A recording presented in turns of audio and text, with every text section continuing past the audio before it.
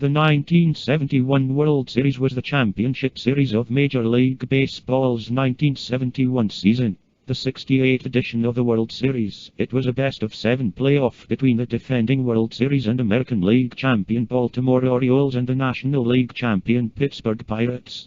The Pirates won in 7 games. Game 4 in Pittsburgh was the first World Series game played at night.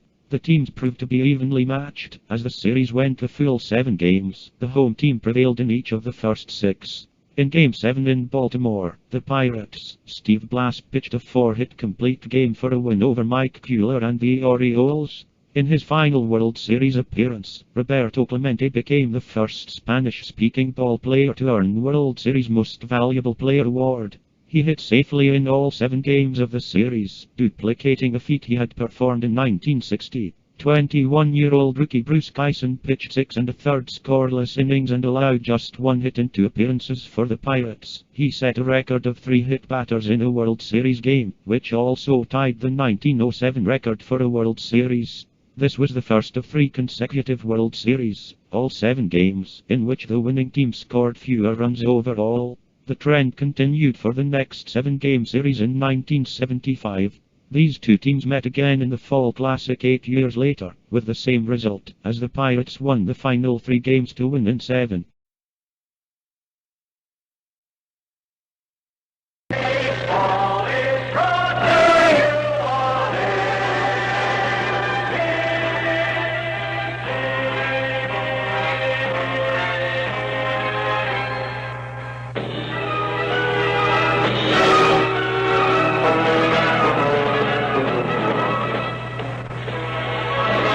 From Three Rivers Stadium in Pittsburgh, Pennsylvania, and welcome to the 5th game of the 1971 World Series. We are all tied up in the first night game in World Series history.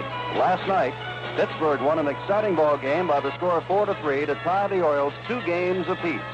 Today's 5th game, a tiebreaker, brought to you by the Gillette Company. Jim Simpson along with Bill O'Donnell. The temperature at game time, 67 degrees. It is expected to get to 70 this afternoon. Some light rain showers earlier this morning, but only 10% chance of rain this afternoon. Down in the right field bullpen, working for the first time since September the 30th, Nelson Briles, today's starter for the Pittsburgh Pirates. And down the left field line in the Baltimore bullpen, Dave McNally, who today will make his 7th World Series start. He was the winner in the opener in Baltimore last Saturday, 5-3. Thank you, Jim Simpson, and good afternoon, everybody, from Three Rivers Stadium here in Pittsburgh. And if you'd ask about a simplification statement as to what has happened in the first 4 games of the World Series, well, the simple statement is Baltimore strong at home and Pittsburgh strong at home. Back in Baltimore for games 1 and 2, the Pirate run production was cut off very strongly by both Dave McNally and by Jim Palmer. And then the 2 clubs moved to Pittsburgh for games 3 and 4 of this World Series, and back come the Pirates with strong pitching, especially in Game 3 by a starter, and more especially in Game 4 by relievers here last night, young Bruce Kison and veteran bullpen ace Dave Justy. Now, over these last 2 games here at Pittsburgh, the Oriole bats have really been completely silenced. Only 3 base hits against Blass in Game 3. And then last night against starter Walker, who was knocked out in the very first inning, then followed by much stronger relief early by Messrs. Kison and Justy. Oriole bats were silenced with only 4 base hits. Now, back in Baltimore in Game 1, the Orioles had 10 hits and beat the Pirates 5-3. In Game 2, they had 14 base hits, all of them singles, and they drilled the Pirates by a score of 11-3. But since the 2nd game of this World Series, the Fall Classic now has completely turned around. As a matter of fact, although the series could end naturally in 6 games, by Baltimore winning 2 in a row or by Pittsburgh winning 2 in a row, most everybody thinks that it might go 7 games. As far as Baltimore is concerned, it figures, as the Pirates did a day or so ago with Willie Stargell, Baltimore now figures that it must get some power and base hits off the bat of Boog Powell. Powell has only 1 base hit in 15 trips in this World Series, and maybe his day will be today, just as it was a Willie Stargell night last evening. Going into the ball game last night, Stargell was only 1 for 7 in the first 3 games. The National League Championship Series plus the World Series going in last night, Big Willie was 1 for 21, and he snapped out completely last night, had 2 base hits, and a key blow was his first hit of the ball game when he drove over the first Pirate run. Pirate pitching the last 2 days, plus the strong Pirate hitting, has tied up this World Series now at 2 victories apiece. If there has been a surprise, and say the number 1 surprise, it has been a slight collapse in the Baltimore defense. We say slight collapse because going into the series, most everybody thought, and although it still exists, it has not existed so far, that Baltimore had the very best defensive club in all of baseball. In the series, however, Baltimore has committed 8 errors in 4 games. The Pirates, on the other hand, not considered anywhere near as good a defensive ball club as Baltimore. The Buccos have committed but 1 error, and that was in Game 2 by the outfielder Al Oliver. Now, from a comeback standpoint, Baltimore is going today with Mr. Clutch, with Mr. Ice Cubes of their pitching staff, namely 21-game winner Dave McNally. He is the pressure-packed pitcher on the Baltimore staff, a young fellow who never beats himself. As a matter of fact, whom a writer in Cumberland, Maryland, by the name of Suter Kegg, once nicknamed McNally the Billings Bulldog. And by the Bulldog tag, of course, that's self-explanatory. McNally's hometown is Billings, Montana. A fellow who pitches well with pain, who pitches obviously just as well without pain. And his right-handed Pirate starting counterpart will be Nelson Briles. Now, Briles has not made a pitching appearance since the 30th of September, and that was 2 weeks ago today. And you remember that last night, the 2 starting pitchers, namely Luke Walker and Pat Dobson, they hadn't pitched in quite a while. Walker hadn't been out in 21 days. He did not survive the Baltimore 3-run first inning. Dobson had not been out in 2 weeks. He was shaky all through the ball game, and he came out in the 6th inning. So the question today around Nelson Briles is the same question that existed here last night. Is this lack of work, will this lack of work hurt Briles this afternoon against Baltimore? Talking, as we did a couple of moments ago, about people and maybe even experts thinking about a 7-game World Series. The last time we had a 7-game World Series was back in 1968. That's when the Tigers beat the Cardinals after St. Louis had gone ahead in that 68 World Series, 3 victories to 1. The Tigers then came back, especially behind Mickey Lolich, and they won the last 3, and they won that 68 7-game World Series, 4 victories to 3. The year before, the Cardinals again were involved in a 7-game series. That one they won, defeating the Red Sox 4 victories to 3. Now, the Orioles have been in all other series before and since the ones involving the Tigers, the Cardinals, and the Red Sox. But Baltimore has never played in either a 6 or a 7-game World Series. In 1966, Baltimore swept the favored Dodgers 4 straight. In 1969, they lost to the Mets 4 victories to 1. A year ago, they ran right by Cincinnati in a 5-game series and beat the Reds 4 victories to 1. So right now, entering Game 5, we must have at least Game 6 or Game 7. Baltimore is in its longest World Series. Pittsburgh, the last time it was in a Fall Classic, played in a 7-game World Series, and on record, perhaps one of the most dramatic in all of World Series history. That was the 1960 Classic against the great Yankee Ball Club, won by the Pirates. They won it 4 victories to 3. They won that 7-game series here in Pittsburgh on the very dramatic bottom of the 9th inning home run by Bill Mazeroski, one of the few fellows who is still on the Pittsburgh Ball Club here in 1971.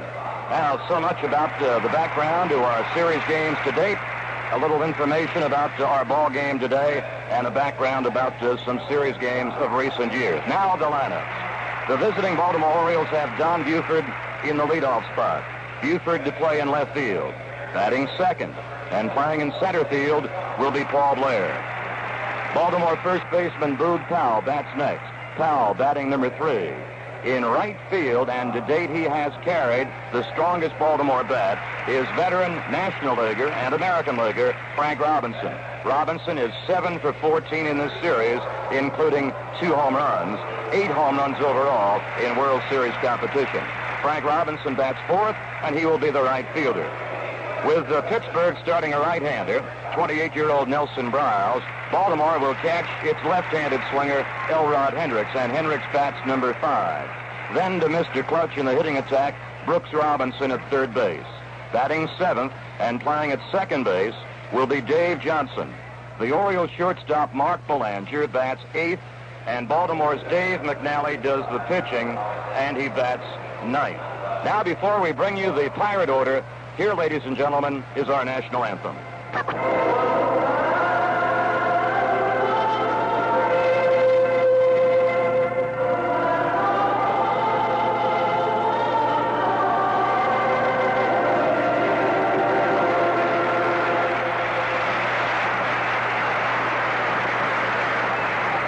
Well, truly, ladies and gentlemen, it is always a dramatic moment, especially before a World Series game, to hear the playing and the singing of a national anthem. But we've had something added to a dramatic moment, a kind of a sentimental moment, as the national anthem was just sung beautifully by Jill Corey, the widow of the former Pirate third baseman Don Hoke, who was with that 1960 championship Pittsburgh Ball Club. We'll continue with our pregame highlights right after this message. Hello, I'm Johnny Cash. Coming through for Chrysler Plymouth. Here's a song that tells you something about a little car for you. Plymouth Cricket coming through. If you're looking for a little car that's a lot of fun and a little bigger than many other little cars, look at the 1972 Plymouth Cricket. You want a car that's built to last, and it's still good looking too. Chrysler Plymouth knows you want your car that way. From the inside to the outside, it's a car that's here to stay. That's the kind of car that's coming through today. Chrysler Plymouth coming through.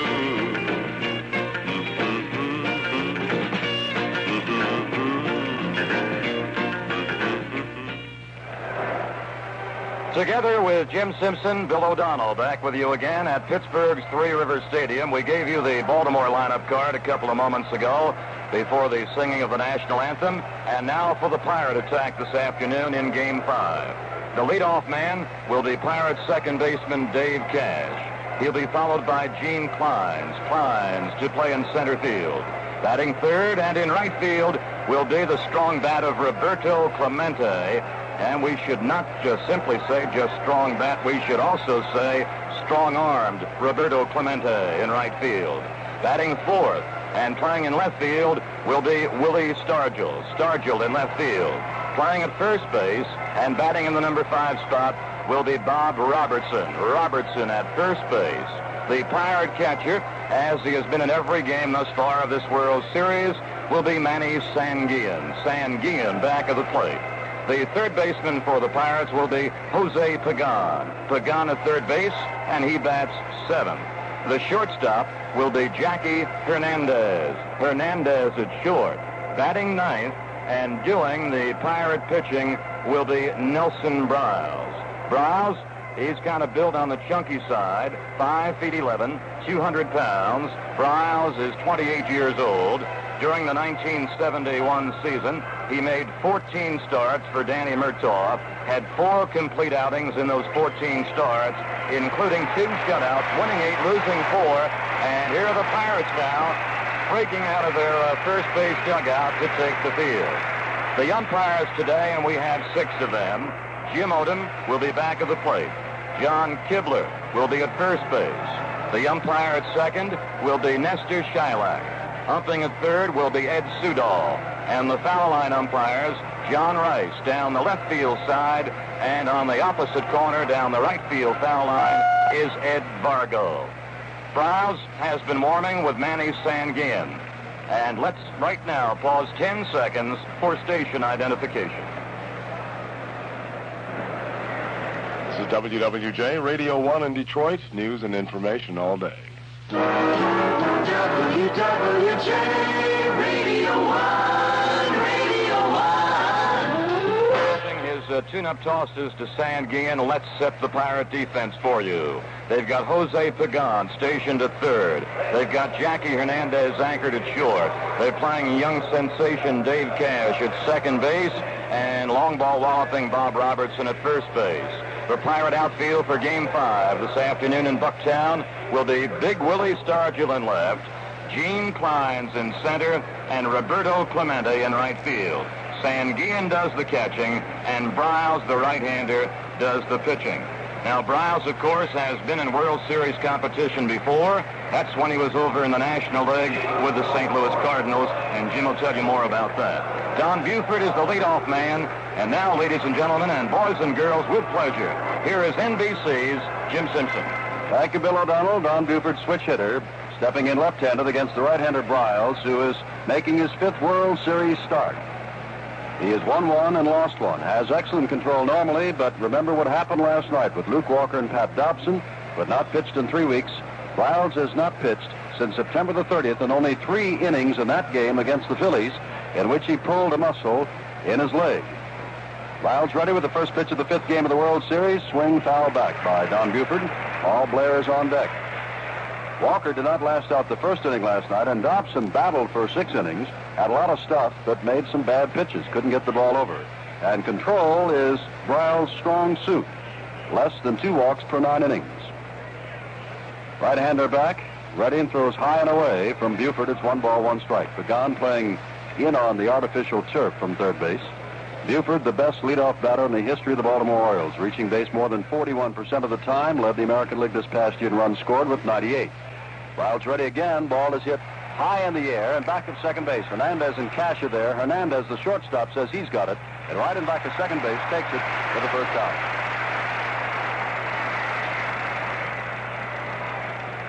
That'll bring up Paul Blair, getting a start today on the strength of his fine hitting. Hitting at .600, 3 for 5, and has scored a couple of runs. Premier center fielder in the American League. Briles had 2 shutouts during the month of September, plus 3 complete games. A very strong month after a very shaky start. Briles throws to Blair, who fouls it out a play off to the right. 1 strike. Temperature at game time 67 degrees. The sun is very bright, off to a right, coming in over the right field roof.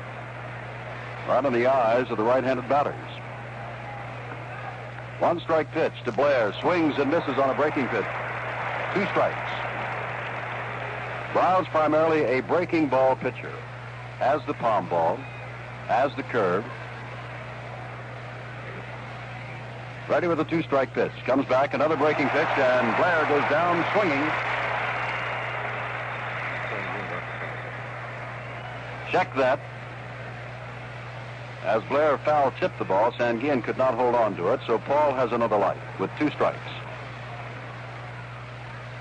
Now he's called out on strikes. Given a life, Paul Blair looks at a 3rd called strike. Those who follow the Orioles as Boog Powell steps in tell us that on several occasions throughout the year, the Orioles have looked as they have in these 2 games here in Pittsburgh. And that is not aggressive with the bat, taking too many pitches. 2 out now, top of the 1st. There's no score. Boog Powell with 1 hit and 15 tries. Had a sacrifice fly last night, a boomer, about 400 feet away. Left-handed batter, pitch, off-speed pitch, high and away from Boog Powell, and it's ball 1. Buford led off by popping to the shortstop. Blair looked at a 3rd called strike. 1 ball, no strikes. They are playing Powell to pull, of course. Hernandez on the first base side of second and well back on the turf.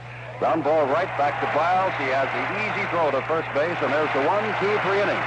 Only in one of these 5 games has the Orioles failed to go down in 1, 2, 3 order. That was last night, and they lost the ball game 4-3. Runs, hits, or errors, none left. In the middle of the first, Baltimore nothing, and Pittsburgh coming to bat.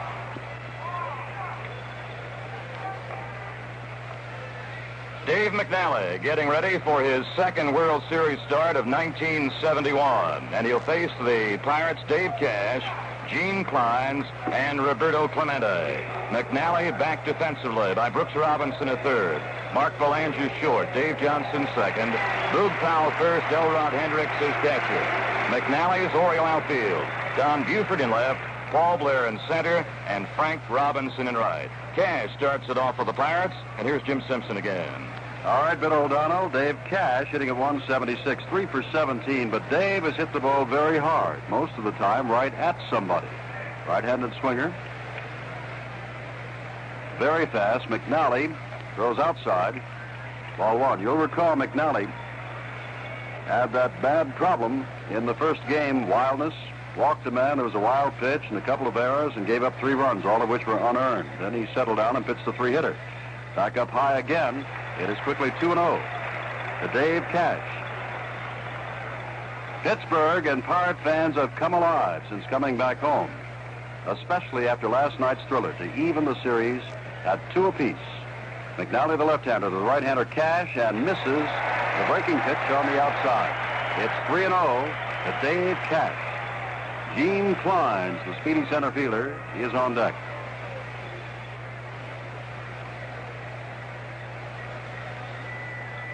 McNally has lost only 1 game since May the 28th. Back with a fastball down the middle. 3 balls, 1 strike, and Cash was taking all the way. He lost 9-4 at Detroit on September the 17th.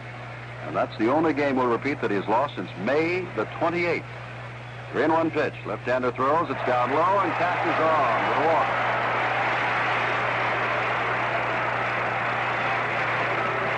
Up steps Gene Clines, who played in that first game. 0 for 4, faced McNally. Now, Clines at bat has exceptional speed. Cash at first base has excellent speed. Very difficult to double, and maybe with Clines at bat, Clemente next up, they'll have something going. No score. We're in the last of the first. Pirates, Dave Cash, leadoff man, is on base. Bouncing ball back to McNally. To Belanger at second base. Goes on to first base, and the safe at first base. Clines beats it out after hitting into the fourth play. You cannot afford to take any time at all, and the Orioles did not, but still Clines, who runs from the right side of the plate, still got to first base in time to beat the throw. And here comes Roberto Clemente.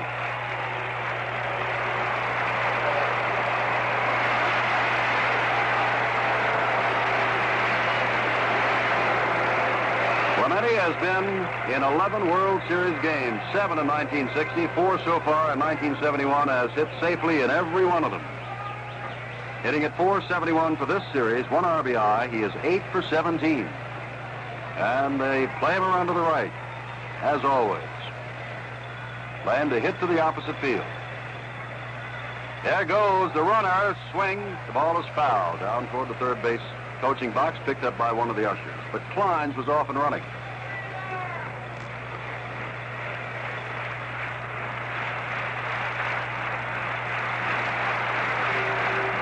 The record for most consecutive World Series games in which a player has hit, 17, held by the former Yankee Hank Bauer back in the mid-50s. Strike one, the count to Clemente. Clines not going this time. Clemente swings at a low outside pitch at strike 2.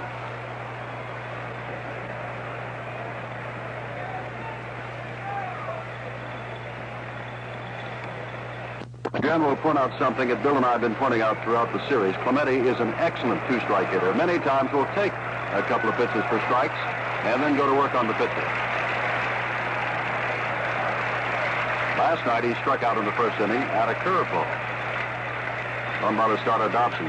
Ball is hit to the opposite field, right field. Frank Robinson goes back on the warning track. It's near the wall and has it as he bangs into the wall. And Clines comes back to first. Clemente, with that great opposite field power, drives Frank Robinson to the wall.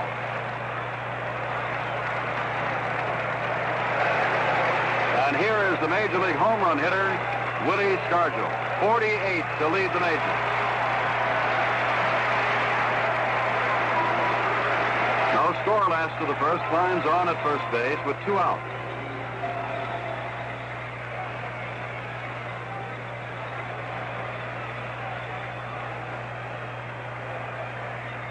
McNally pitching out of the stretch, throws low and away to Stargell.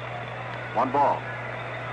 I noticed early in the World Series and in the National League Championships, they were working Stargell in with the fastball. The last couple of games, and what he's been hitting in the last couple of games, the Oilers have, or I should say the Orioles, have been working him to the outside of the plate. McNally checks over at first base and finds his back in plenty of time. 1 ball, no strikes.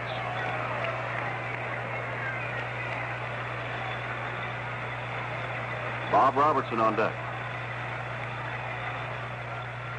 Fouled off to the left and back at third and in the upper deck. 1-1. Stargell hitting at .250 for the series. Scored a couple of runs, 1 RBI, 3 for 12. But Willie has walked 6 times. And being the free swinger he is, he's also struck out 5 times. There goes the runner, swing and a miss, the throw down to second base, in plenty of time with the stolen bases gone.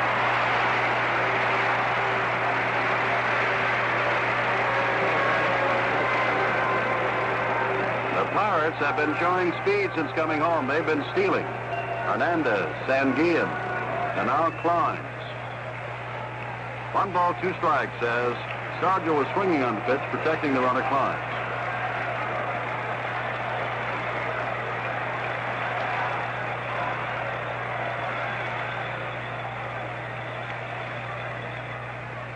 Just does miss outside. 2 balls, 2 strikes.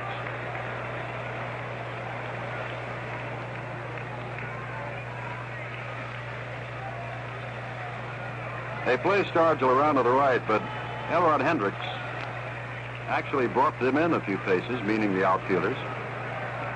Balls have a tendency, if they drop in, to perhaps bounce over the outfielder's head here. Happened a couple of times last night. Ground ball toward shortstop. Belanger there in the second out. Has a little trouble digging it out, but throws on and gets Stargell in plenty of time. Kleins was already around third base on his way home. No runs, no hits, no errors, and 1 man left at the end of 1. Baltimore nothing, Pittsburgh nothing. Hi. And we've got a whole new World Series, as a matter of fact. 2 victories for Baltimore, 2 victories for Pittsburgh. As in Game 5, we go to the top of the 2nd inning, and Pirate right-hander Nelson Briles will be challenged by Frank Robinson, Elrod Hendricks, and Brooks Robinson. Let's bring back Jim Simpson. Frank Robinson, hitting at .500, did not hit last night, was hit by a pitch and also walked intentionally. 7 for 14, scored 4 runs, and has 2 home runs. 0-0, Nelson Briles for his first outing since September the 30th. Leg apparently not bothering him. Throws, and the breaking pitch is down low. Ball 1. Bill and I would like to say hello to all of you listening through American Forces Radio in Asia, in Europe, wherever you may be. As I used to say, we understand we're being heard by all the ships at sea. Briles is back, ground ball toward the gun at third base, and back of the bag he takes and fires on, but umpire Ed Sudall over at third base says that ball is foul. 1 ball, 1 strike. Talking to Ed Vargo, who was down the right field line today after that dispute last night of Roberto Clemente's home run, was it fair or foul? The Pirate bullpen said it was foul. Vargo said, when I've got a left-hander up there, perhaps a right-hander, I'm going to walk up the line a little bit so I'll have a better look at that line. There is a little fence in front of the higher fence. The umpires are suggesting they should put up a little piece of tin or something along the foul pole so that the umpires would have a better chance to tell. Robinson swings and misses with a good fastball from Briles. 1 ball, 2 strikes. But after all of the argument we had last night on the disputed home run by Clemente, the Pirate bullpen backed up the left field umpire today, John Rice, who was working the right field line last night, and said, yes, it was foul. 1 ball, 2 strikes, inside pitch, breaking pitch, pulled foul down the third base line. Still 1-2 to Frank Robinson, leadoff batter in the top of the 2nd. There's no score. Tomorrow an off day, and then Saturday we will be back in Baltimore. 12:45 Eastern Time. 6th game of the World Series. Who's going to be on top? 3 games to 2. Baltimore or Pittsburgh?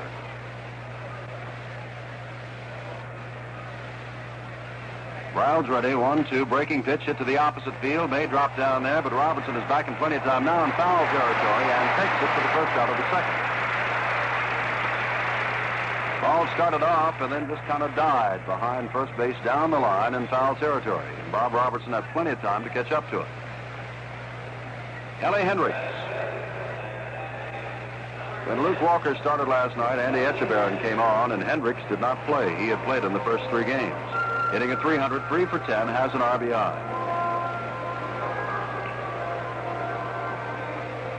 Briles, who played 6 years with the Cardinals, still lives in St. Louis, Missouri.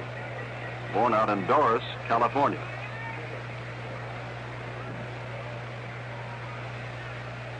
Speaks several languages. Like to be a nightclub entertainer. Hendricks hits one straightaway center field. Klein starts in. Now must go back and off to his right, and about 350 feet away, takes it for the second out. Now, for a man that hasn't pitched in 2 weeks and had problems with his thigh muscle, L.D. Briles of the Pirates has come on and has never really had anything more than a loud foul off of him. Buford popped out in the first. Blair struck out looking. Foul bounced back to Briles. Robinson fouled out to Bob Robertson. Now Hendricks flies to rather shallow center field. Here's Brooks Robinson, and that's ball 1.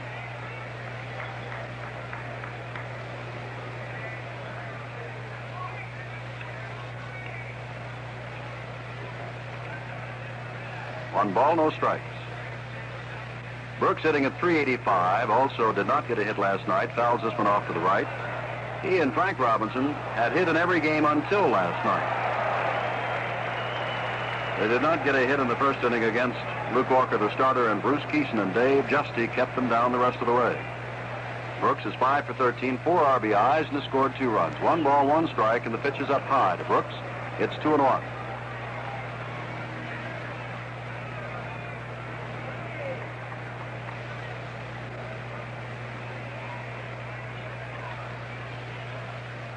They play Robinson slightly around to the left and rather deep. And there's a ball drilled into center field. On comes Kleins, and he'll have to take it on the first hop, and there's the first base hit. Robinson singles to center, and here is Dave Johnson, the second baseman. 3 for 15, hitting at 200, has a couple of RBIs.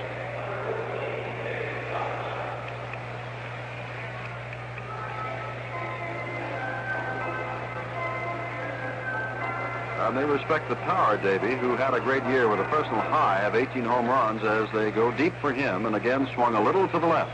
Lyle's ready. Pitch is on the inside corner to Letters. Strike 1. On deck is Mark Belanger in this 0-0 game in the top of the second. And now Sanguillen signals Kleins to come even more toward left field from his position in center.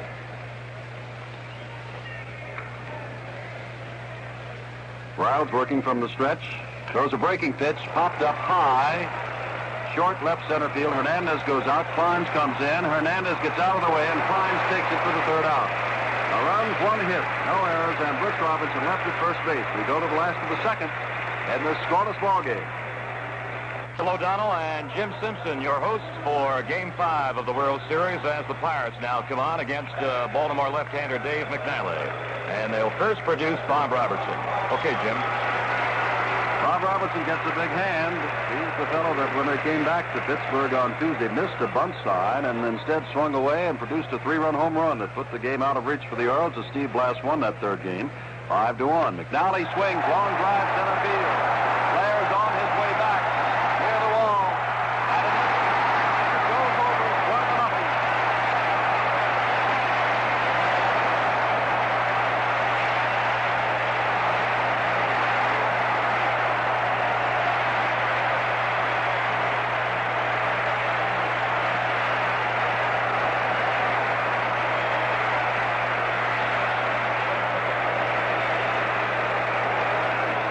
He didn't even get a chance to say that he missed a bunt sign on Tuesday to hit a 3-run home run. This time with nobody on, Robertson was up there to do what he does best. And with that uppercut swing of his, he drove the ball more than 410 feet away. Blair went straight away center right to the wall, and it dropped over. And now, as is the custom here in Pittsburgh, there's some paper on the field out near the 385 sign in left center field, and so time is called, and Don Buford will be called on to do a little house cleaning. Big, long strings or streamer of white paper. Manny Sanguillen hitting at 294, the speedy catcher, who was guilty last night of a couple of base-running errors. Here's the batter. Sanguillen last night rounded second base on a bouncer back to Dobson, the pitcher, who ran over, forced him back to second, tossed to Belanger to nip him off at second base, and then on the ball dropped by Blair out in right center field. Robertson was holding at third, but Sanguillen was all the way around second, and he was a dead duck. Sanguillen takes up high for McNally. Ball one. 1-0, the Pirates. They break on top in an effort to go back to Baltimore, leading 3-2. McNally, the left-hander, throws way up high. Hendricks has to grab for it, and now immediately races to the mound to talk to Dave McNally. You heard Bill O'Donnell say, and all of the Oriole rooters say, if you are going to beat Mr. McNally in a game such as this, you've got to go get him. He's not going to beat himself. So Bob Robertson went after him and produced a 410-foot home run. 1 run, 1 hit, no errors for the Pirates. The Orioles have no runs on Brooks Robinson's single and no errors. 2-0 the count. Base hit up the middle. Sanguillen stops at first base. Now McNally was wild high, brought the ball down in the strike zone, and Sanguillen drilled up the middle. Still nobody out, and here's Jose Pagan. Pagan, 2 for 8, has an RBI. He drove in the winning run, Manny Sanguillen, in the Tuesday afternoon ball game. Sanguillen stretched what looked like a single into a double, and Pagan followed up with a base hit to left field that scored Sanguillen to make it 2-0. Pirates won that game 5-1. Check at first base, where they respect the great speed of this catcher, Sanguillen. He's back. McNally throws, swing and a miss by Pagan. 1 strike. Breaking pitch down low. Jose steps out and looks down to Frank Osiak, the coach at third. Don Leppert is coaching at first. Pitch out, but Sanguillen is not going. 1 ball, 1 strike. Pagan looks down to Osiak again. Leppert, the coach at first base, is the man involved most vociferously with John Rice last night, arguing that Clemente's ball was fair, not foul. 1 ball, 1 strike. Sanguillen not going. Ball is hit to the opposite field. Down the right field line. Back to his pal. Over comes Johnson. And Powell sticks out a glove and cannot get it in foul territory.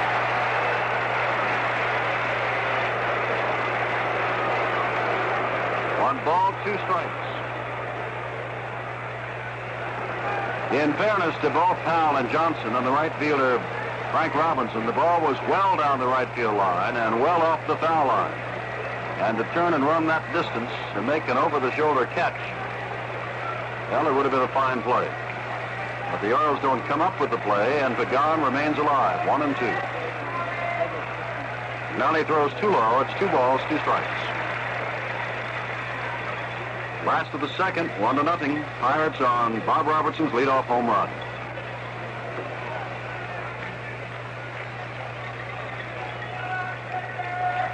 Pagan, right-handed batter with San Francisco in 1962, had a fabulous series for the Giants. There's another check at first base. Hitting well over 350. That was in that famous rained-out series. McNally ready, throws inside on the fists and foul back toward the Oriole dugout. Still 2-2.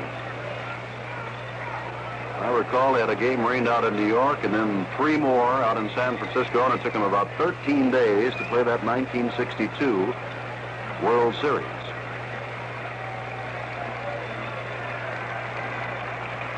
McNally looks over. Sanguillen throws. It is too low. 3 balls, 2 strikes. In answer to perhaps a question in your mind, no, sir. The Oriole bullpen is not busy.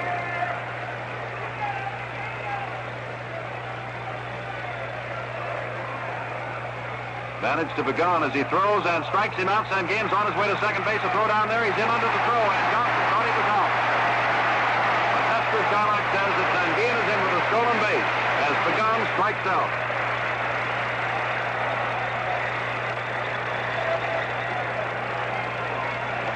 Sanguillen has stolen his second base of this series, and this is the second stolen base of this game. Pirates stole 2 last night, but we're just in the last of the second. Here's Jackie Hernandez. Shortstop, right-handed hitter, hitting at 250 for the series. 1 RBI, has scored a couple of runs. Pirates lead it 1-0. Bryles on deck.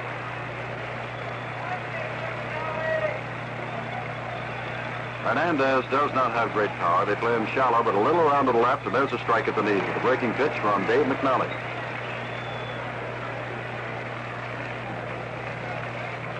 Well, this is the first time since 1955 that a team has used 5 different starters in 5 games. And that is what the Pirates have done. Dodgers in 1955 against the Yankees used 6 different starters in 6 games. Now he throws a breaking pitch. The curveball drops over the outside of the plate. Good-looking pitch. It's strike 2.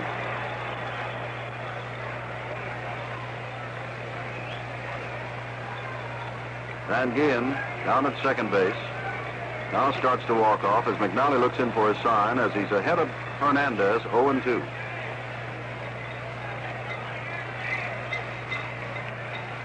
Throws, and Hernandez swings at a high pitch. Strikes out. McNally settles down after Robertson tagged him for the home run and Van Gien for the single, striking out Pagan and Hernandez. And here's Nelson Bryles. And Bryles is a pretty good hitting pitcher. 144 lights out. McNally cannot afford to relax with him with Van Gien down at second base.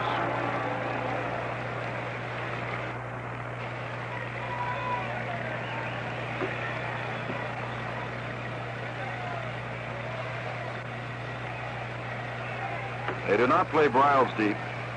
Throws a breaking pitch, and Nelly swings and misses, strike 1. The sun is shining brightly at Three Rivers Stadium in Pittsburgh, where the temperature is nearly 70 degrees.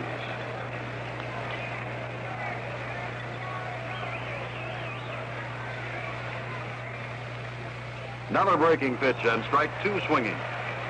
Last night, more people watched a Pittsburgh baseball game than ever before in history here in Pittsburgh. 51,378. There are not that many here this afternoon. There are some empty seats. Not many, but some. 2 strikes to Bryles. Back, there's a drive. Foul off to the right. Makes the seats on the first base line. Bob Robertson's home run that led off this inning was a tremendous shot to straightaway center field, 410 feet away. His home run in the first game played here in Pittsburgh was to the opposite field, the right. 2-strike pitch again, a breaking pitch that misses this time. 1 ball, 2 strikes to Bryles.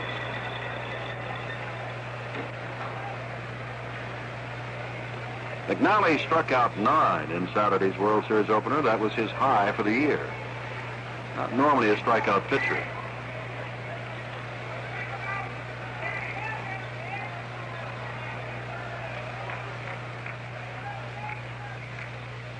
High out of the strike zone, and Ellie Hendricks points at Bryles, looking down to see whether or not any umpire says he did not check his swing. Nobody backs up Hendricks, and so it's 2 balls, 2 strikes. In the last of the second, Pirates 1 run on 2 hits, one of them Robertson's home run, no errors. Orioles no runs, 1 hit, and no errors. The only Oriole hit, a single in the top of this inning by Brooks Robinson.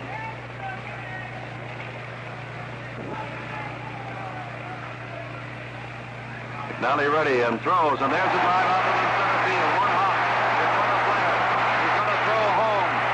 And the ball is off mark to Van Gien scores. Bryles drives in the run. McNally had pitcher Nellie Bryles 0-2. Then it went to 2-2 and let him get away from him. And Van Gien scored.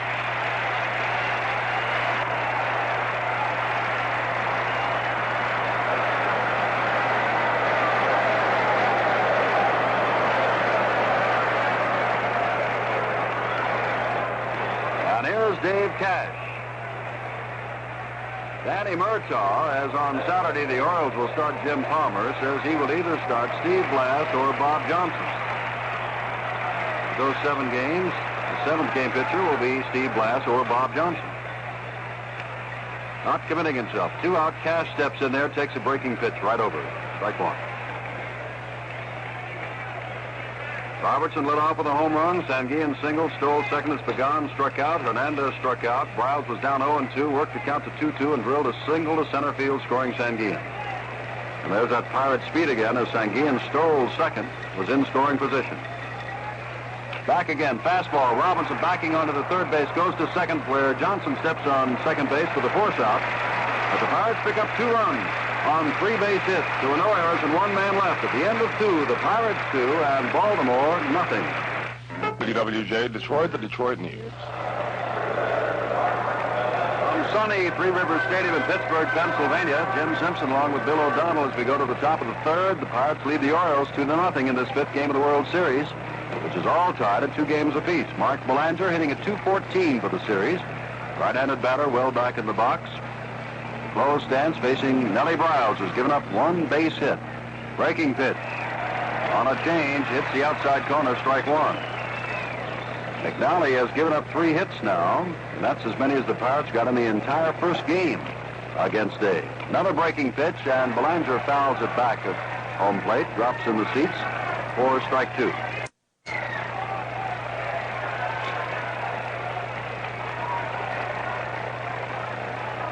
And if you want to go back looking at history, just only as far back as last Saturday, in the second inning, in which the Pirates got 2 runs here, they got 3 runs against McNally. In the second inning down in Baltimore on Saturday and never scored again. Baltimore won it.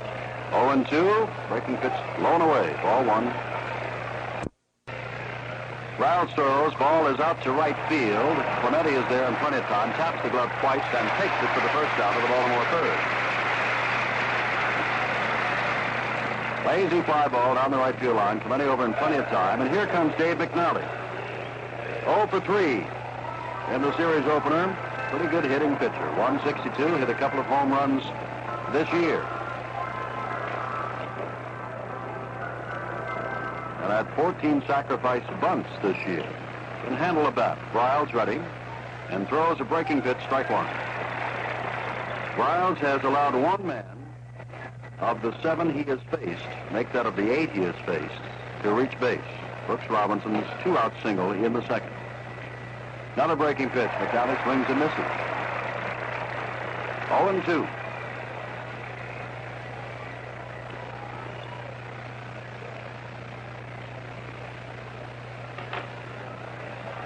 They play the Baltimore pitcher straight away. Fastball low and away, and it's 1 ball, 2 strikes to McNally. McNally, you'll recall, had Briles 0-2, battled him back to a 2-2 count, and then drilled a single to center to drive in the second run of the game. Pirates lead it by 2. Briles ready now. At shortstop to lead off the game. Buford has plate umpire Jim Odom check the ball, and Odom throws a new ball out to Briles and throws the one that Buford wanted checked out of the game. Pirates have 2 runs on 3 hits, no errors. Orioles, no runs, 1 hit, no errors. Top of the third. Pagan again comes in on the turf, front of third base. Briles ready, throws a change that stays outside and high. Ball 1 to Buford.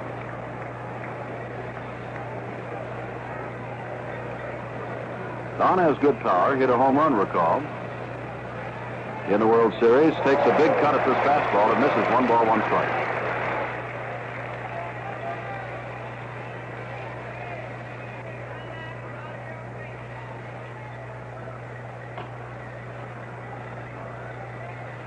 Briles ready. Throws a change that misses outside. Buford was making signs as though he were going to bunt, but never did offer it the ball. 2-1. Blair waits on deck.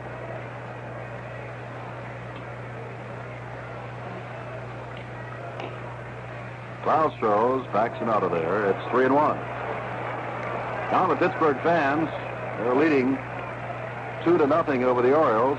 I'm a little concerned as Briles goes to a 3-1 count. First time he has gone this high and has him swinging on the next pitch. It's 3-2.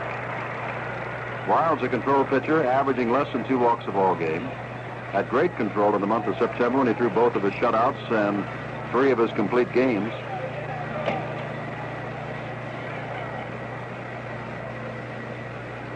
The last 16 games, 65 in the third innings, Briles' earned run record was 1.66. 3-2 pitch. It's hit off the fist down to Pagan. Pagan throws on the first base and a 3-out. No runs, hits, 2 errors. And again, the Orioles go down in order. advance to the third, and the Pirates lead Baltimore 2-0.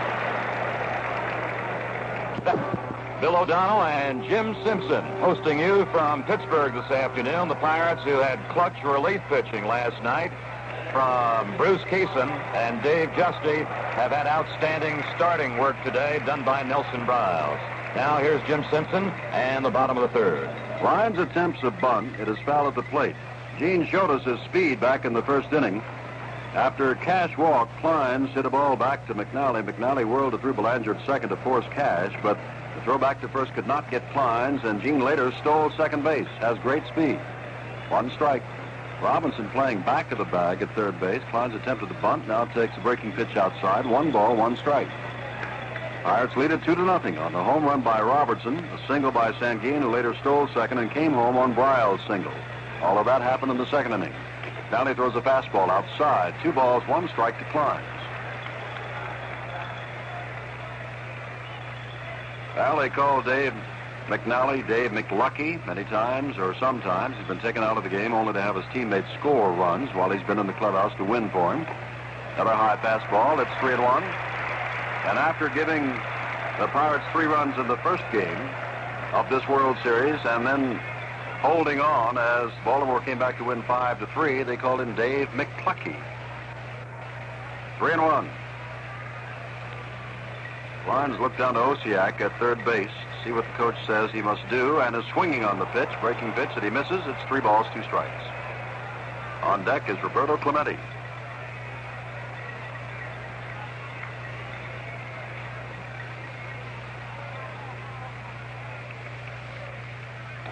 Another pitch up high, and a dangerous climb goes down with a second walk given up by McNally. And if you're going to walk anybody, Cash, whom he walked back in the first inning, and Kleins in this inning are not the men to walk, as they both have great speed. Earl Weaver has charged to the mound and is talking things over with McNally. Weaver called the Baltimore Orioles the best team in the history of Major League Baseball. And they certainly looked like it when they took a commanding 2-0 lead, or what appeared to be a commanding 2-0 lead, down in Baltimore. But up here, the Pirates have had them on the ropes. A great pitching performance by Steve Blass on Tuesday, Bruce Kison last night, and Briles has them thus far this afternoon 2-0. Here's Roberto Clemente. Has hit in every World Series game he's ever appeared in, has not hit yet, but back in the first inning drove Frank Robinson deep to the wall with his line drive and right. Line's always a danger to go, and it looks as though the Baltimore bullpen is going to get busy.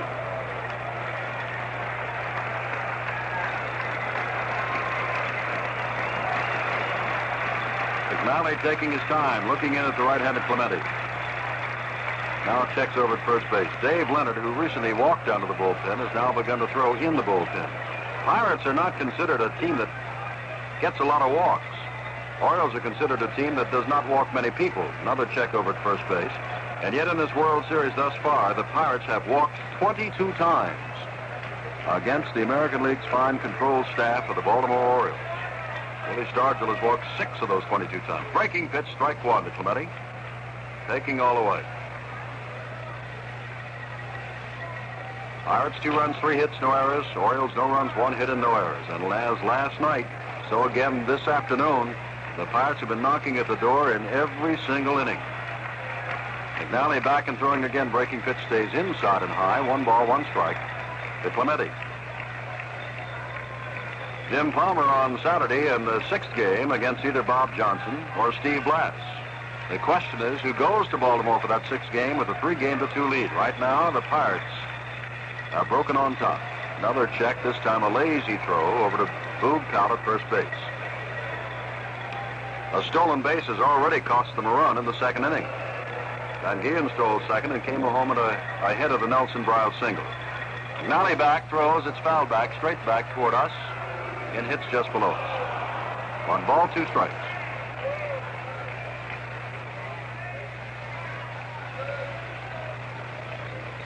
Leonard continues to throw.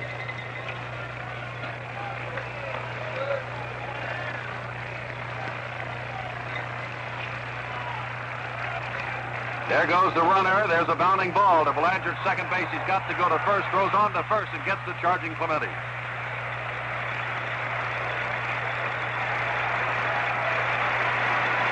Kleins had a great jump on the ball.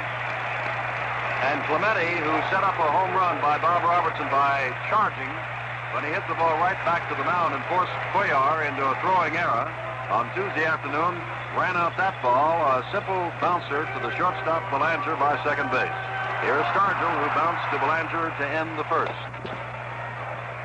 Pirate fans keep expecting this big fella to put one out of here. He has not in the championship series of the World Series. Fouls this one to the screen, strike one. Well, a good hitter throughout the season also. Aside from those 125 RBIs, those 48 home runs, he hit .295. Pirates 2, Orioles nothing. Kleins at second, one out, last of the third.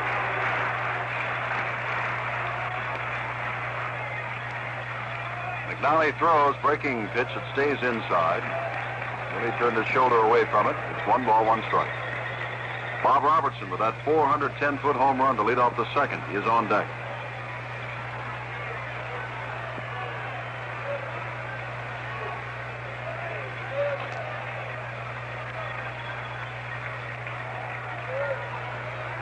McNally right back, breaking pitch, hit out to left field, not too deep. Buford backs up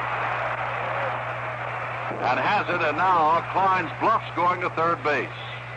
Throw comes into the cutoff man, Belanger, and Kleins trots back.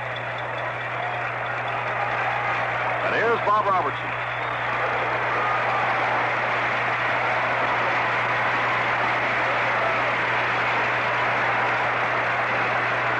Robertson with that famous uppercut swing that we've been talking about throughout the World Series and the championships. Uppercut one to dead center field for a leadoff home run in the second. He had 4 home runs, 3 in succession in the National League Championships against the Giants. That's over a space of 2 games. 3 home runs on a double in the Sunday game out in San Francisco, and then on Tuesday, led off with a home run. Just as he did here today. Kleins has a tremendous lead at second base. Now Johnson tries to bluff him back a step or two. McNally ready to throw and throws up high to Bob Robertson. Ball 1. Leonard still throwing, despite the fact that 2 out and Kleins down at second.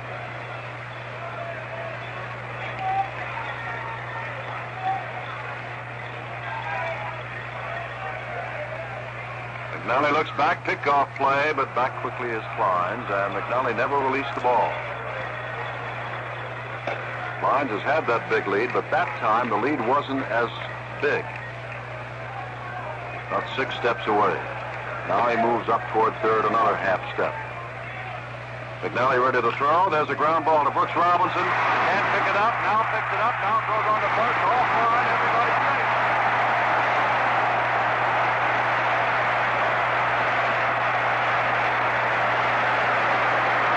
Error to the mighty Brooks Robinson. Second of the series.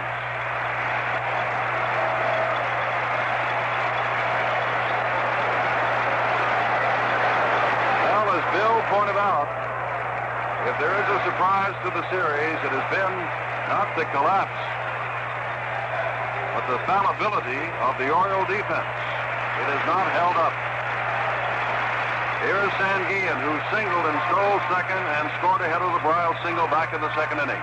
Pirates 2, Baltimore nothing. And the Pirates have been something else again since coming back to Three Rivers Stadium. McNally throws a breaking pitch that drops over, strike 1. Only in the second inning last night were the Pirates not on base. They've gone 3 innings here and have had a threat going every single inning and lead 2-0. McNally throws fastball driven down the left field line and a disturbing foul way up in the seats in the second deck.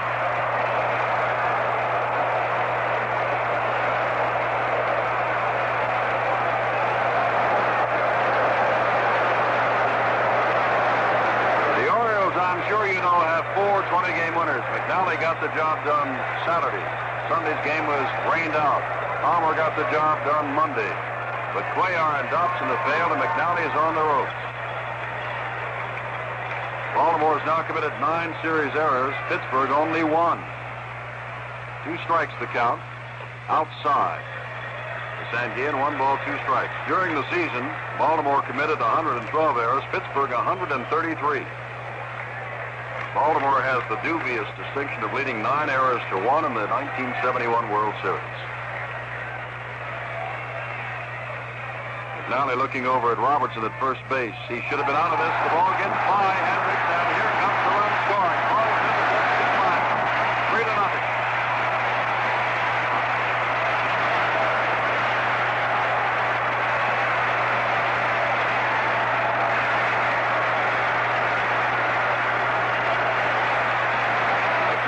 Guilty of a wild pitch back in the first game that got him in a lot of trouble, and this is another wild pitch that scores a run. Bob Robertson goes down to second, and with the score 3-0, now Sanguin, with a base hit, has a chance to drive in a 4th run.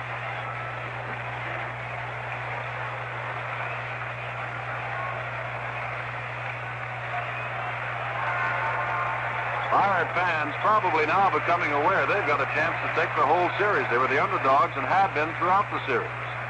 2 balls, 2 strikes, and there's a 3rd called strike. The Sanguin caught looking, and now he walks after umpire Jim Odom.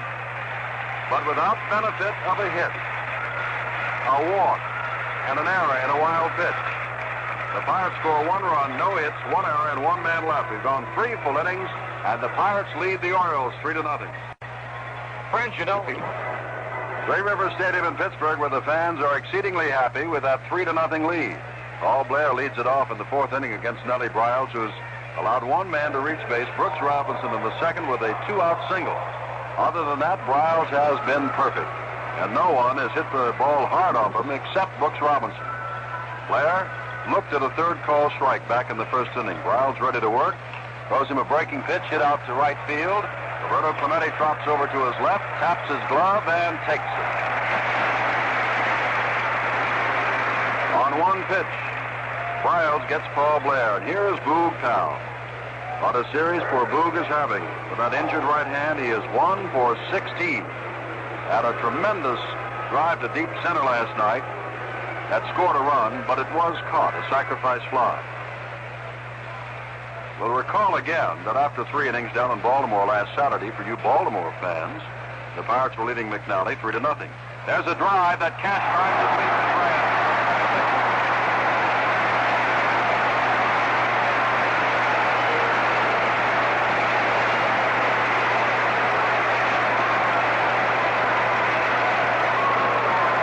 Pitches by Nelson Briles in the Baltimore 4th, and 2 birds are out. Here's Frank Robinson. Foul out to Bob Robertson down the first base line to lead off the 2nd. It was Robertson who got a home run to make it 3-1 and turn the ball game around down in Baltimore on Saturday. This time he looks at a low pitch, ball 1. And Jim Odom takes a look at the baseball and puts a new one in play.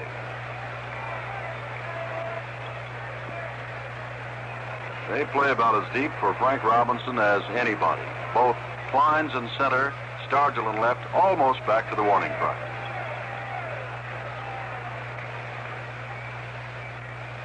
One ball, no strikes. 3-0 the Pirates in the 4th inning.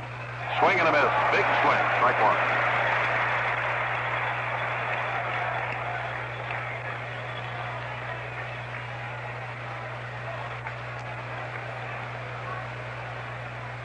Briles has not had any trouble at all and has not looked at all as though he's been laboring. There's a ball hit to the opposite field foul down the right field line in the seats. Whereas McNally has looked just the opposite. Dave has looked as though he has had trouble just staying in the game, getting the ball over, putting something on it. Briles, remember, has been exceedingly tough this last month. 16 games, his last 16 games, a 1.66 earned run average, over 65 in the 3rd innings, and hasn't allowed a run in this game. There's a little pop-up foul behind home plate, and it's still 1 ball, 2 strikes.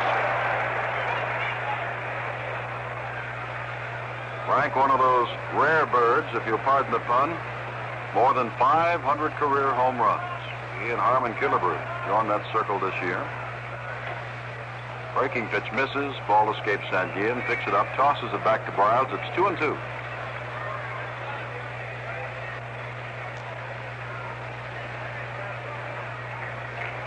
Everybody thought before this World Series began it would be a super series. It has already been just that. 2-2. Look out inside with a breaking pitch. 3-2. Robinson hit last night with a fastball that rode in on him and caught him in the knee. Frank has been hit, as I recall, Bill, from last night 179 times in his major league career. The other two people that Bruce Kison hit were sliders that just did nothing and hit him in the back. 3-2. Strikes him out for the fastball. Wild and something else again. The runs hit to errors, none left. We go to the last of the fourth. The Pirates on top. 3-0. WJ Detroit, your Detroit news station. Jim Simpson with Bill O'Donnell. Three Rivers Stadium, Pittsburgh. McNally to throw to Pagan, who struck out back in the second inning. Takes a breaking pitch outside for McNally. Ball one. 3 runs, 3 hits, no errors for the Pirates. No runs, 1 hit, and 1 error for the Orioles. We are in the last of the fourth, and McNally ready to throw, and there's a drive to left field. Over comes Buford, lets it hop, backhands the ball as Pagan will have to stop at first base with a long single to left field. The fourth base hit, and that's one more. And the Pirates got all Saturday afternoon against Dave McNally. And they also broke to a 3-0 lead, only to lose 5-3. And now the Baltimore bullpen is going to get busy again. Earl Weaver watching McNally go against the 7, 8, and 9 batters, and he's already given the number 7 batter, Pagan, a leadoff single to left. Here is Hernandez, who struck out swinging in the second. Pagan at first does not have great speed. There's an attempted bunt by Hernandez, but the ball is out of the strike zone, ball one.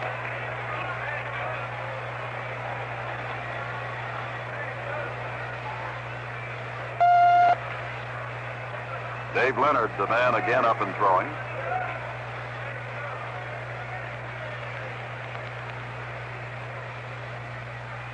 McNally throws, and there's a ball fouled off to the right and upstairs. 1 ball, no strike. Well, there have only been 4 teams in the history of the best of 7 World Series play that have been down 2 games to none and have come back to take it all. Pirates were down 2 games to none. Now they've evened it, and for the moment lead the 5th game 3-0. 1 ball, 1 strike to Hernandez. None out, and there's a strike as again Hernandez offered as if to bunt, pulled his bat back, but it's a called strike 2. Robinson breaking in from third, Boog Powell from first. Nellie Briles, the pitcher on deck, has not only done a great job throwing, but he has also driven in 1 of the 3 runs.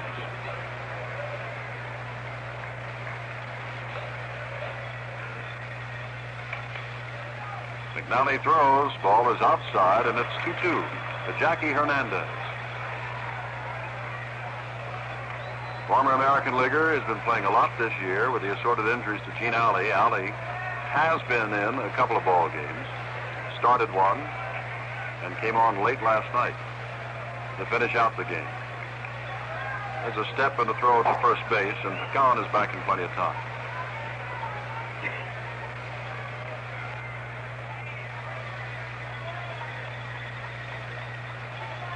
Sun has gone behind the clouds for the moment as McNally throws a big, slow breaking pitch that misses.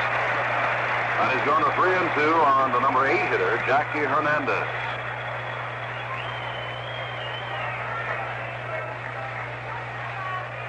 Hernandez, a .206 hitter during the regular season. 3 runs, 4 hits, no errors for the Pirates. No runs, 1 hit, and 1 error for the Orioles. Another check to first base. And that 1 error by Brooks Robinson allowed Kleins to go to third base and allowed him to score on the McNally wild pitch, as Baltimore is playing very un-Baltimore-like baseball. Another check to first base, still 3-2. McNally has not thrown to the plate since getting the 3-2 count. Pagan leads off, and he's going on a 3-2 pitch. Down ball right up the middle. Brooks is waiting for him and tags him out. A 1 bouncer from Blair in center field to Robinson beat Pagan, who is not the swiftest Pirate by any stretch of the imagination, by 3 or 4 steps, and Robinson was just waiting to make the tag. Pirates playing hustling baseball, but Blair hustled a throw into Brooks Robinson to throw him out. Hernandez on at first base with a base hit. And here's Nelson Briles.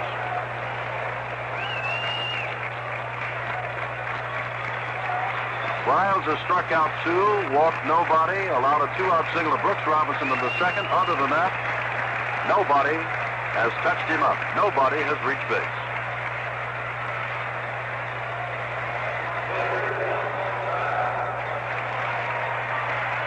Briles had a count of 0-2 on him back in the second inning. Battle McNally to a 2-2 count, and then rifle a single to center field. Squares around to bunt. Bunts right in front of the plate. Picked up by Elrod Hendricks, who has to go to first base for the out. Johnson covering, as sliding into second goes Hernandez. And that will give Cash to drive in a run, a chance to drive in a run.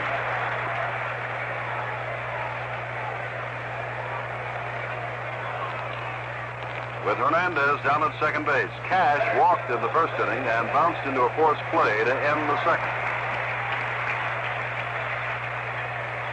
Pirates lead it by 3. We're in the last of the fourth.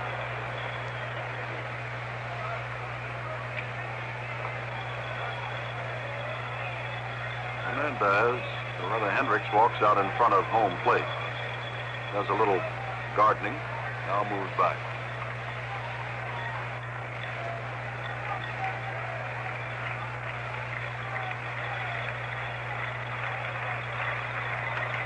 Pirates fans want another run as they begin to clap as Cash waits the delivery. McNally a big curve outside. It's ball 1.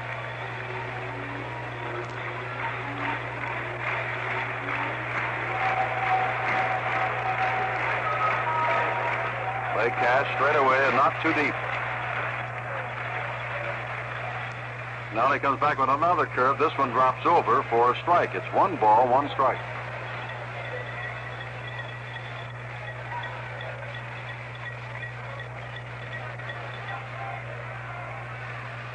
Infield back with 2 out, and Hernandez at second.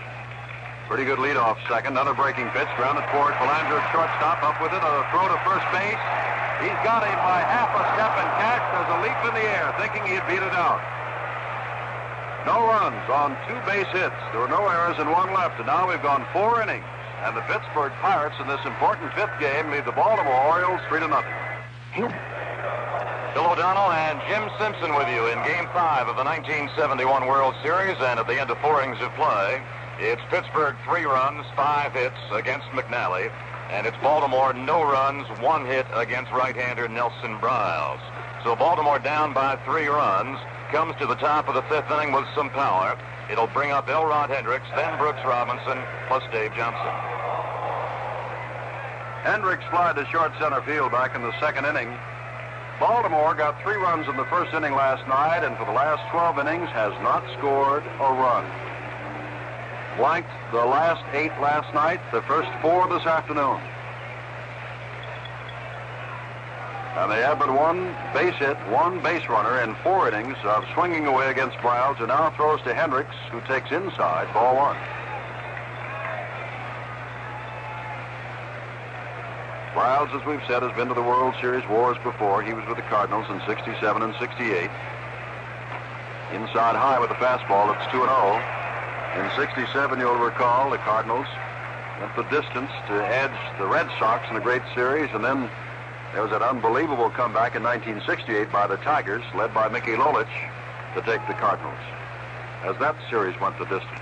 69, the Mets won it in 5. And last year, the Orioles won it in 5 over Cincinnati. Strike right down the middle of the fastball. 2 balls, 1 strike. Ellie Hendricks with Brooks Robinson on deck. We are on the top of the 5th of a 3-0 ball game. Briles, the right-hander, throws, and there's a ball foul out of play off to the left. 2-2.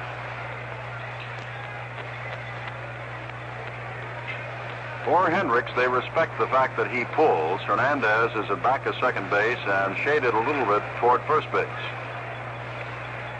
Only Began on the left side of the infield. Hendricks steps out.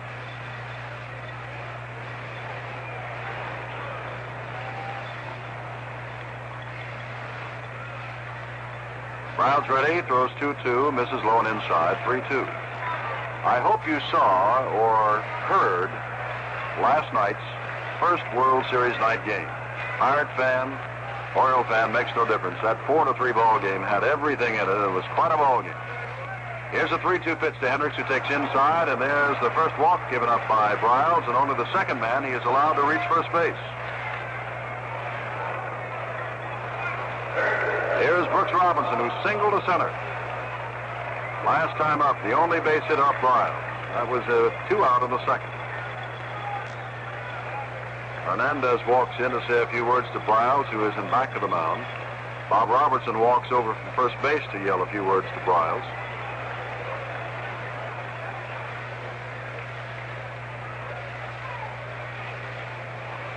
And Nelly now taking his time at the mound.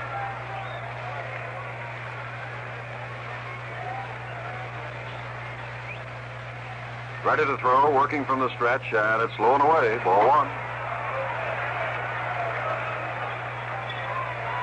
Robinson looks down to Billy Hunter, who's coaching at third base. George Stoller over at first.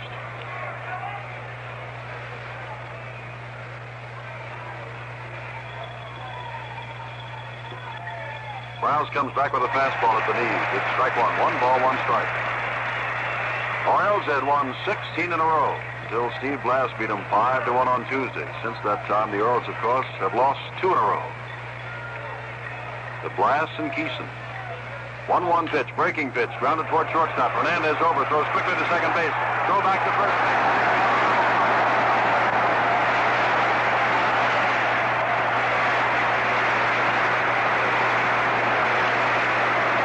Brooks, not one of the fastest runners in the world. Hernandez had to go into the hole to dig the ball out. He got Hendricks with a step to spare at second. Cashes relay to Robertson. A step or two ahead of Brooks Robinson. And now the bases are clear, and here is Dave Johnson, who flied a very short center field to end the second inning. Pirates lead it 3-0 in the top of the 5th.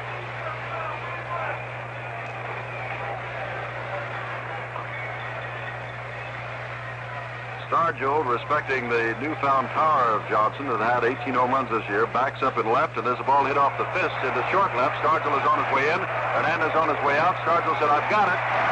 Briles gets him again. No runs, no hits, no errors, and none left. We'll go to the last of the 5th. The Pirates 3, the Orioles nothing. Along with Bill O'Donnell, this is Jim Simpson back at Three Rivers Stadium.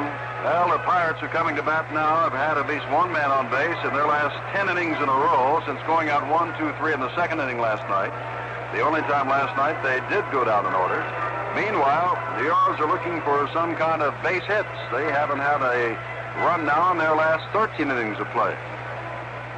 Pirates last night defeated 20-game winner Pat Dobson. The day before, 20-game winner Mike Cuellar, and now they've got 20-game winner Dave McNally on the ropes. They're out in front by the score of 3-0.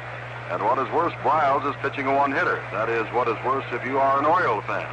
But this is Pirate territory as we go to the last of the 5th, and Gene Klein, Roberto Clemente, and Willie Stargell. And for the last of the 5th, here's Bill O'Donnell.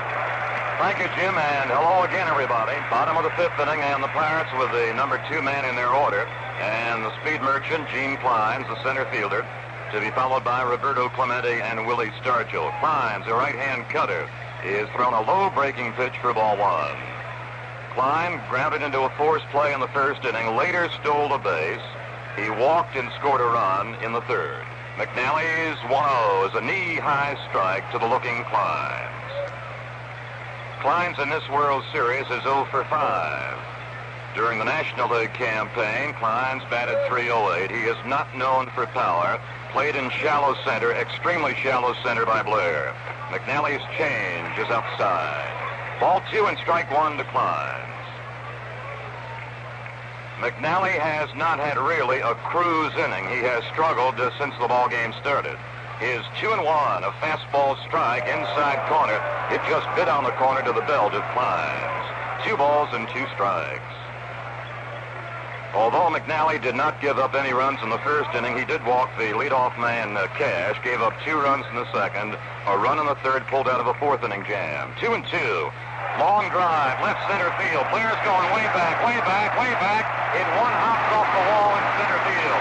Kleins turns second. He's on his way to third, and Blaine Bellinger will make no throw. A hit first diving slide by Klein after Flair picked up the one-hopper off the center field wall. Through to the relay man, Bellinger on the outfield carpet. Bellinger realized he had no throw against Klein. Klein bangs a triple to begin the Pirates' bottom of the fifth inning. And with a hammering three-bagger by Klein, let's see if Baltimore's bullpen gets active again. Kleins, who can really pick him up and lay him down. He motors strong as at third base, and Roberto Clemente is up.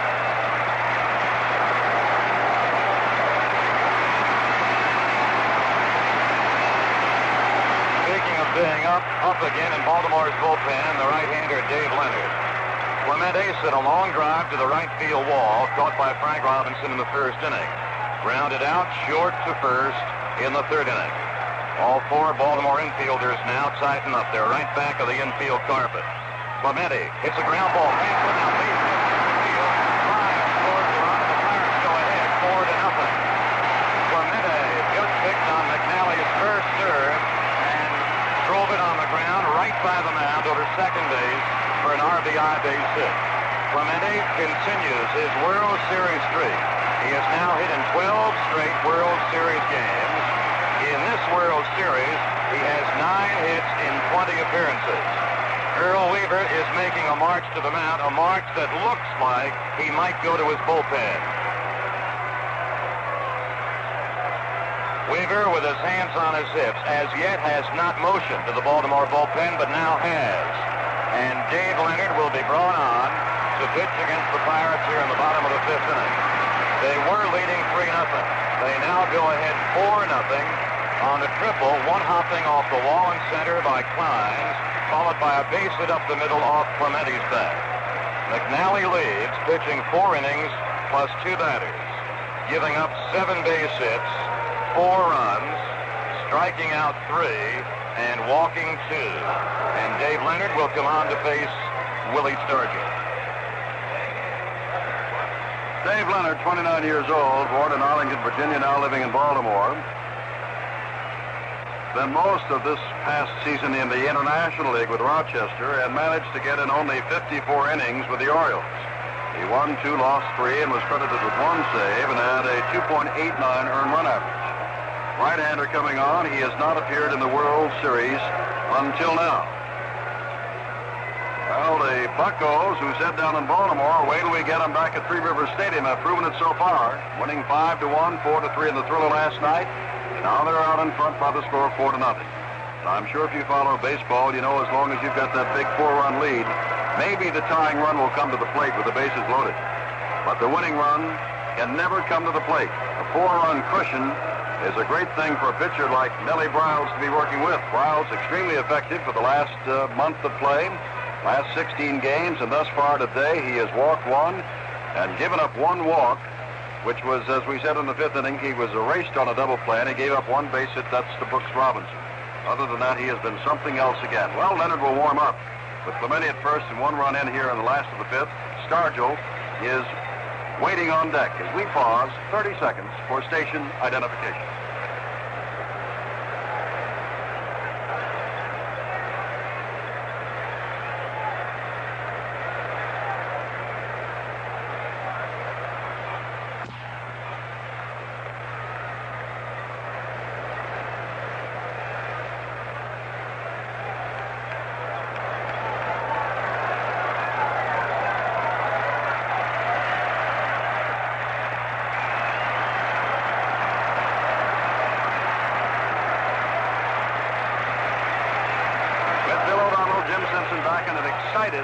Three Rivers Stadium. Stargell steps in to face Dave Leonard, and here's Bill.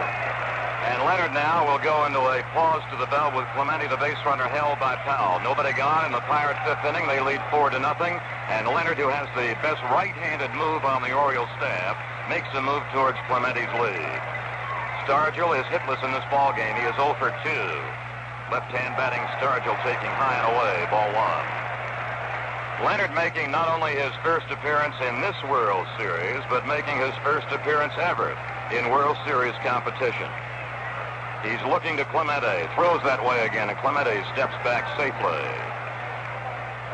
To start the 1971 season, Leonard was optioned to Rochester, where he won 7 and lost 4. He works a fastball outside to Big Stargell. He's behind Willie 2-0.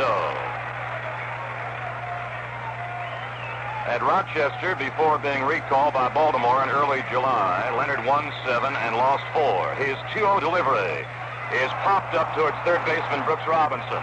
Brooks, shading his eyes from the sun, backs up on the skin of the infield. He makes the grab to retire Willie Stargell. Leonard, who has come on to replace McNally from the bullpen, the Orioles are also keeping that pen active with hard-throwing big right-hander Tom Dukes. One gone, bottom of the 5th inning. A Kleins 3-bagger, a Clemente ground single up the middle has Pittsburgh ahead of Baltimore 4-0. Here is Bob Robertson with a mighty center field home run wallop in the 2nd inning. Safe on an error by third baseman Brooks Robinson in the 3rd inning. A quick toss to first base and sliding back safely is the surprise Clemente. Clemente just dove back feet first, and he didn't expect Leonard to get there that quickly. Leonard again moves to first base and stepping back a little bit more slowly, Clemente. At last time, Clemente didn't inch as much off the bag as he had the last time. Robertson taking low and away, ball 1. Home run wise, Robertson during the season had 26. However, was shut out in the month of September. The ball 1 delivery. Check swing on a low outside breaking ball. 2 balls and no strikes. And then after having the home run door shut in his face during the entire month of September, Robertson has now come back in postseason play with 6 home runs. 4 in the playoffs against the Giants and 2 in this series against Baltimore. He hits a high pop-up down the third base foul line. Brooks Robinson towards the seats, and it's going to drop out of play in the seats.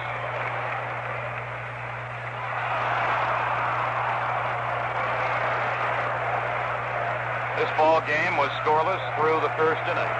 The Pirates got a pair in the 2nd, 1 more in the 3rd, 1 more here in the 5th to lead 4-0. Pirates won Game 4 of the series last night 4-3. They won Game 3 5-1 after the Orioles had won the first pair at Memorial Stadium in Baltimore. Leonard's glance to Clemente, delivers high, and Hendricks, the catcher, has to reach sky high and bring it down. 3 balls, 1 strike. That's the count to hard-cutting Bob Robertson. Well, 2 gentlemen from the state of Maryland facing each other. The lad from Mount Savage, Robertson, against the lad from Baltimore. And by the way, a graduate of Johns Hopkins University is Dave Leonard. He's 3 balls, 1 strike to the dangerous Robertson. Swing and a miss at a breaking stuff. 3 balls and 2 strikes, the count. Now, the Pirates have been doing a lot of run and hitting in this series, and let's see if they motor Clemente with a lead of 4-0 and 1 out on a 3-ball, 2-strike count to Robertson. Sanguine is the on-deck man. Clemente, not too long a lead against the paws of Leonard, and Leonard drives him back with a toss to Powell. Second baseman Johnson is shading strongly to his throwing side, a couple of steps back of the bag. 3-2 to Robertson. Clemente stays. The pitch is high, and Robertson has thrown a walk on a 3-2 pitch. It pushes Clemente with 1 out to second base. Walk number 1 issued by reliever Leonard. Dave McNally, the starter, passed a pair. Manny Sanguine is up, singled in the 2nd, stole a base, scored a run. McNally made him look at strike 3 in the 3rd. It's Pittsburgh 4, Baltimore nothing in the bottom of the 5th inning. Duke still heating in the Baltimore bullpen. Leonard trying to pull the Orioles out of this 5th inning jam. Here's a foul to the right side off the bat of Manny Sanguine.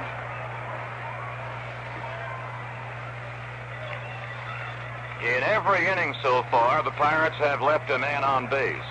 As a matter of fact, coming into this 5th game, they had left 41 men aboard. 1 striker by Leonard. It's high and tight to the right-hand batting Sanguin. 1 ball, 1 strike, 1 out, 2 runners aboard, and a Pirate run home here in the 5th inning. Sanguin in the series is 6 for 19. The check of the runners, Leonard to the plate, 1-1. High and tight again, and Sanguin has to move the head back. 2 balls and 1 strike. One of the extra pluses about Sanguin, not only is he hit for a high average, and not only is he great defensively, but he can really run. 2-1. He pops it up towards the first base side. Powell drifting along the foul line in foul territory, 3 or 4 steps back of the bag. Powell has it in that mitt. Sanguin fouls out. 2 gone now, and now to Jose Pagan. McNally struck out Jose in the 2nd inning. And then Pagan got a base hit to left in the 4th inning. Tried to race to 3rd on a base hit to center by Hernandez, and was sawed off by Blair's throw to Brooks Robinson at 3rd. Blair's throw to Brooks Robinson at 3rd. Powell not holding on Bob Robertson, who has an extra good lead. Clemente in front of him is off second base. Swing and a miss at a breaking ball to the knees of Pagan. Pagan is 3 for 10 in this World Series. He had the great 1962 World Series in the San Francisco uniform when he batted .368. As a matter of fact, among players who appeared in all 7 games, Pagan had the highest batting average. Leonard's look to the runners is 0-1. He snaps it high, 1 ball, 1 strike count to Pagan. Hernandez is the man on deck. Naturally, since this series game is being played in Bucktown, there are signs all over this ballpark rooting on their favorite Pirates. Clemente off second, plus Robertson off first. And Leonard just breaks contact with the rubber, bluffs Clemente a couple of steps back towards second, and Leonard reaches down and just fingers up on that rosin bag briefly. Leonard has replaced Dave McNally here in the bottom of the 5th inning. Right-hander to right-hander, 1-1. High. Pagan started to go, and then he changed his mind. 2 balls and 1 strike. It's the Pirates 4 runs, 7 hits. It's the Orioles no runs and just 1 base hit off Nelson Briles. Leonard peering to Hendricks wigwagging. His 2-1 delivery is hit high into center field. Blair's got the radar up, and Blair is right there for the 3rd out. The Pirates get another run, a run with 2 hits, and they leave a pair.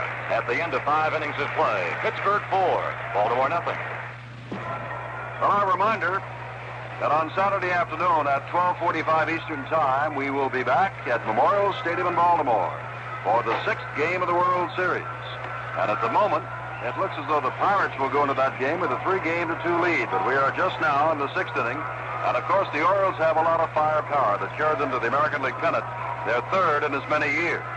And, of course, they also won back in 1966, missing out in 67 to the Red Sox and 68 to Detroit. But the problem becomes for Baltimore, they have now gone 13 complete innings since scoring a run. They scored 3 in the 1st inning last night, went the final 8 without a run, and the first 5 here this afternoon without a run. And what is more, Nelson Briles, who's only pitched 3 innings since September the 30th, and that's all he pitched, and has been bothered by a pulled hamstring muscle, has allowed 1 base hit, 1 walk. That man was erased on a double play, and has struck out 2. Things at the moment in this 5th game look tough for the Birds. But it's 4-0. Top of the 6th, Belanger to lead off, and here's Bill O'Donnell. Inside the bag at 3rd, up to the carpet is Pagan. 1 strike deal coming in. Breaking ball grounded towards 3rd. Inside the bag, Pagan digs it out, throws out the speedy Belanger, and that's the 1st out in the top of the 6th inning. Dave Leonard, the relief pitcher, is due.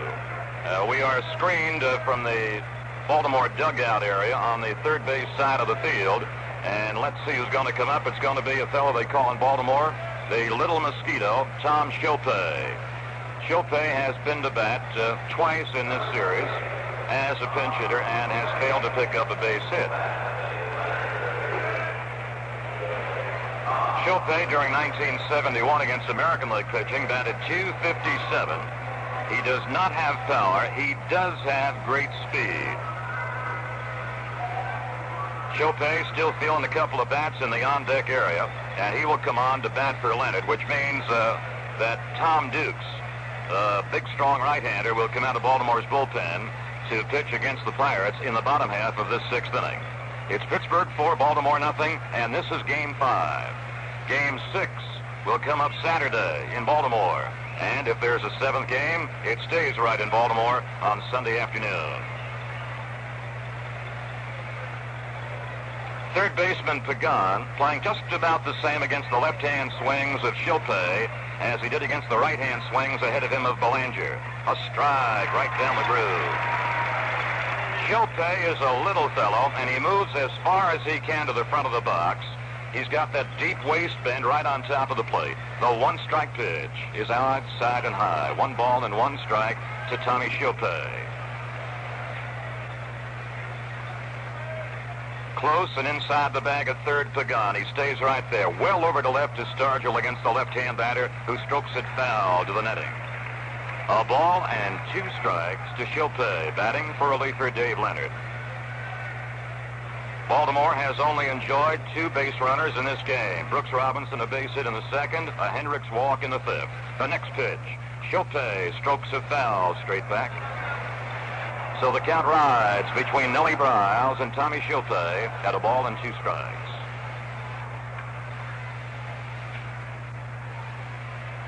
Towards the hole against the left-hand batter at short is Hernandez. The 1-2 whipped in and fouled straight back again. That count keeps now at a ball and 2 strikes. Playing well towards the left field foul line, although Chopay cuts from the left side, is Stargell. Well into left center is Kleins. A bit to right center is Clemente. It is rare that Chopay pulls. He moves the ball around. 1-2 again. Low and away as Briles try to chew off that outside corner to the knees. 2 balls and 2 strikes. 1 away in Baltimore's half of the 6th inning.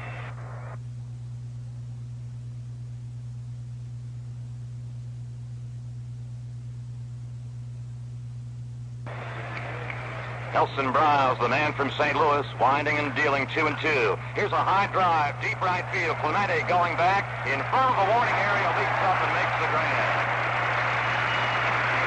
That was not a circus leap by Clemente, but he did have to come off his feet just before he hit the warning track in right. So Chopay, batting for Leonard, gives the ball a good ride, but Clemente galloped back to bring it home.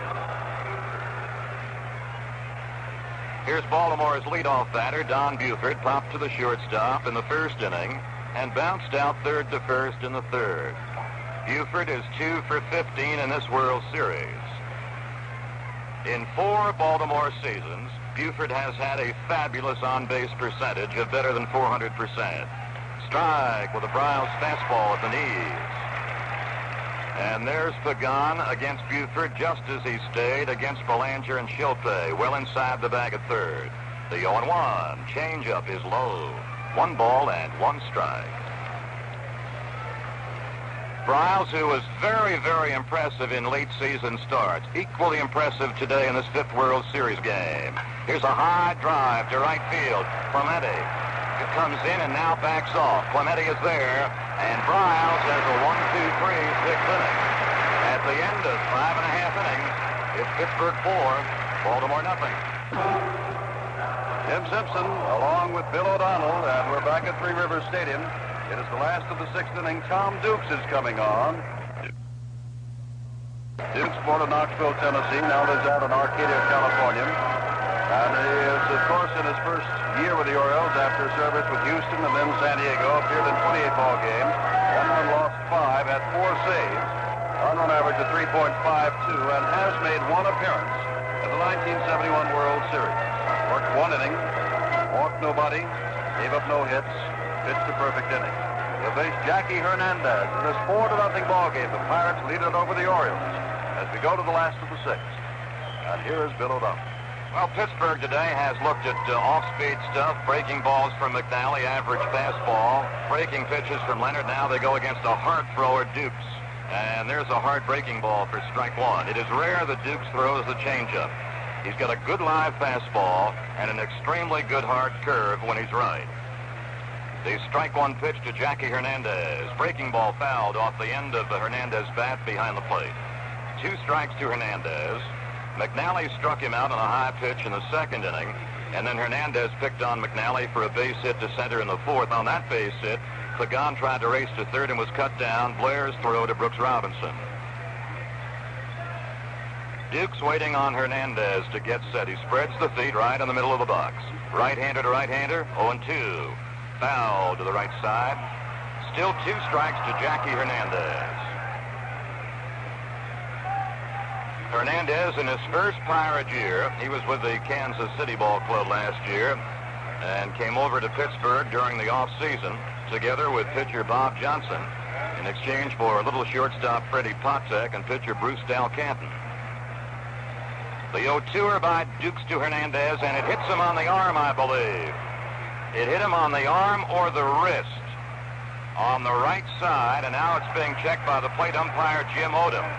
And here is Hendricks complaining, plus Earl Weaver complaining, both complaining to Odom that the ball first hit the bat and then hit the wrist. Odom's decision at the moment is that Hernandez was hit first by the pitch. Hendricks has moved out of the argument. Weaver remains in the argument with plate umpire Odom.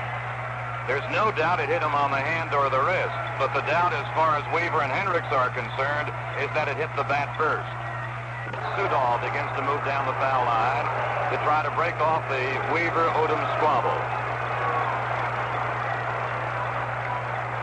In the first inning, a Pirate leadoff man got on, Cash, with a walk. In the second, the leadoff man Robertson homered.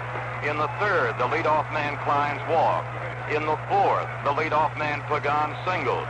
In the fifth, the leadoff man Kleins tripled. So for the 6th straight inning, a Pittsburgh leadoff man has reached. This time on a controversial call as far as Weaver, Hendricks, and the plate umpire Odom are concerned. Now it's Odom along with third base umpire Sudol that are surrounding the complaining Oriole manager Earl Weaver. Still, some may wonder why Earl Weaver would be putting up such a fuss on getting the leadoff man on. As we have said before, a 4-run lead and the tying run can come to plate. A 5-run lead and you can never send the tying run to plate. And of course, here in the 6th inning, the Pirates have what could be the 5th run, the leadoff man on base. And thus Weaver rates the big argument, but as always happens, he has lost it. Here comes Tony Bryan. Crowds naturally from this Pittsburgh crowd of 50,000 plus getting a very warm, long greeting. He singled over a Pirate run in the second inning, laid down a sacrifice bunt in the 4th inning. Hernandez at first base leads, and he's held by Powell. The stretching Dukes delivers.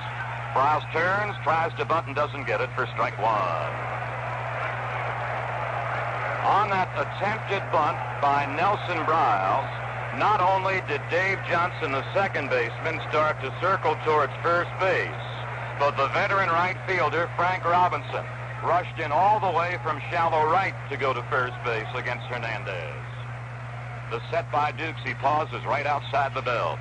Still gazes to first base, delivers. The bunt is foul off the end of the bat behind the plate. Briles the first time unsuccessful bunting, missed it, and now has fouled off the next delivery. Dave McNally started this 5th game for Baltimore. Relieved in the bottom of the 5th inning by Dave Leonard. Leonard was yanked for a pinch hitter Shilpay in the top half of this inning, so it's Tom Dukes now in the bottom of the 6th inning. He's got Hernandez to concern him, leading off first base.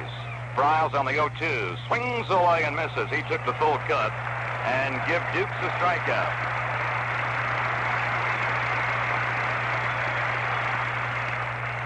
Briles returning to the Pirates' first base dugout, and here's leadoff man Dave Cash. Cash walked to begin the Pirate first inning. Bounced into a fielder's choice in the second inning, and then had a base hit taken away from him by Belanger in the hole at short. Belanger not only had to range wide to the hole at short, he had to throw deep from the hole to get the speed of Dave Cash. So the man out of Tennessee, Tom Dukes, facing the man out of upstate New York, Utica's Dave Cash, batting with 1 on and 1 away. The set and the pitch is low to Dave Cash. 1 ball and no strikes. Cash is what they call in baseball lingo a contact hitter. He rarely strikes out. Hernandez, short lead with one out. The 1-0 is down the middle but low. 2 balls and no strikes. Hendricks knew it had the plate. He also thought it had the knees of Cash. Cash now giving his third base boss, Frank Osiak, that green light or red light look. Duke sets, delivers. Breaking ball, hit high to right field, down the right field foul line. It is a foul ball. 2 feet foul down in the right field corner. And when the ball dropped foul, the base runner Hernandez was only 3 strides away from third base.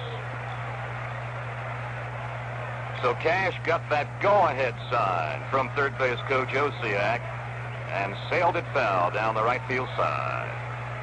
2 balls, 1 strike to Cash. He is 3 for 19 in this, his very first World Series. The young rookie, the first man ever to take away a job from veteran Pirate Bill Mazeroski. And many other fellows had tried to do that in prior years. Cash flicking the bat out towards the set of Dukes. Dukes throws to first base, and back safely is Hernandez. Hernandez was hit on the wrist by Duke's pitch to start the Pirates' 6th, and then Briles, after trying to sacrifice, eventually struck out. The 2-1, the runner goes. Here's a ground ball to Brooks Robinson at third. No throw to second, throw to first in plenty of time to retire Cash. So as they have done so much in this World Series, the Pirates run and swing again. They ran Hernandez, they had Cash swing away and bounce out third to first. So the Pirates again have a runner at second base. Hernandez with 2 out, and they're going to bat Speedy Gene Klein. It was Klein who began the bottom of the 5th inning against McNally with a long wallop to deep center. So long, in fact, it one-hopped off the wall in center. And by the time the ball returned to the infield, there was Klein with a head-first diving slide into third base for a 3-bagger. Klein has also drawn a walk and also bounced into a force play. He's stolen a base and scored a pair of runs. Klein's a little right-hand batter with Hernandez off second and 2 down. Breaking ball is outside. Klein began to put the finger on that swing trigger and then laid off it. In 1968, pitching for Houston, Dukes appeared incidentally in 9 consecutive games in relief, tying a major league record.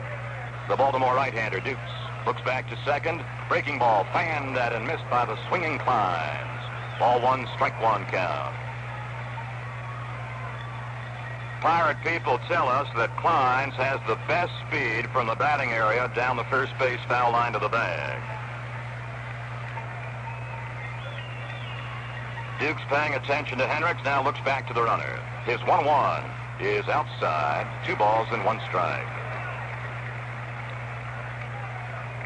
All of Tom Duke's pitching jobs this year for manager Earl Weaver, strictly as a reliever.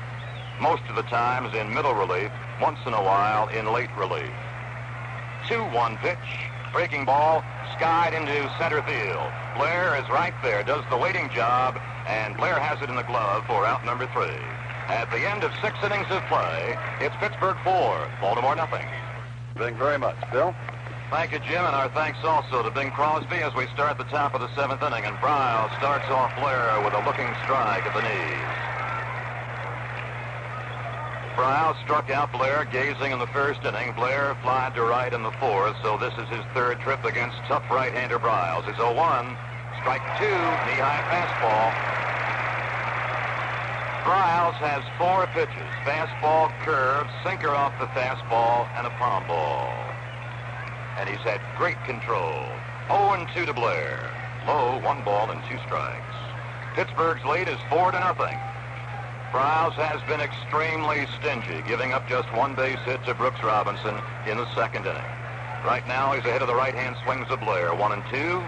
Throws a breaking ball fouled off the end of the bat. Blair with a late swing. A defensive swing as he tried to protect that outside corner.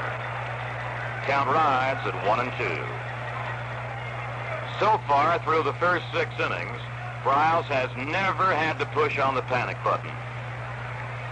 Blair, 1-2.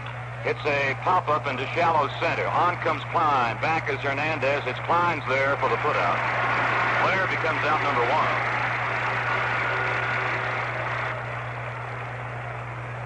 When the Orioles came to Pittsburgh, they had produced 24 base hits in the first two games, winning 5-3 and 11-3. In 3 games now, of course the third game here in Pittsburgh not complete, the Orioles have managed only 8 base hits. They had 3 hits in game 3, 4 hits last night, just 1 bingle today. Luke Powell against Bryles, a strike at the letters. Powell has bounced to the mound and lined to leaping second baseman Cash in the 4th. The shortstop Hernandez has backed to the tartan turf outfield and to the first base side of second. Winding, Browse 0-1. Sends in a strike. He challenged to Powell with a belt-high fastball. That normally is Powell's power zone. Belt-high down the middle. So Browse outguessed Powell. Every Pittsburgh pitcher has changed styles against Powell, thrown fastballs and then change-ups and try to confuse him. The 0-2. Here's a high foul straight back towards the NBC booth, and, well, naturally it's out of play.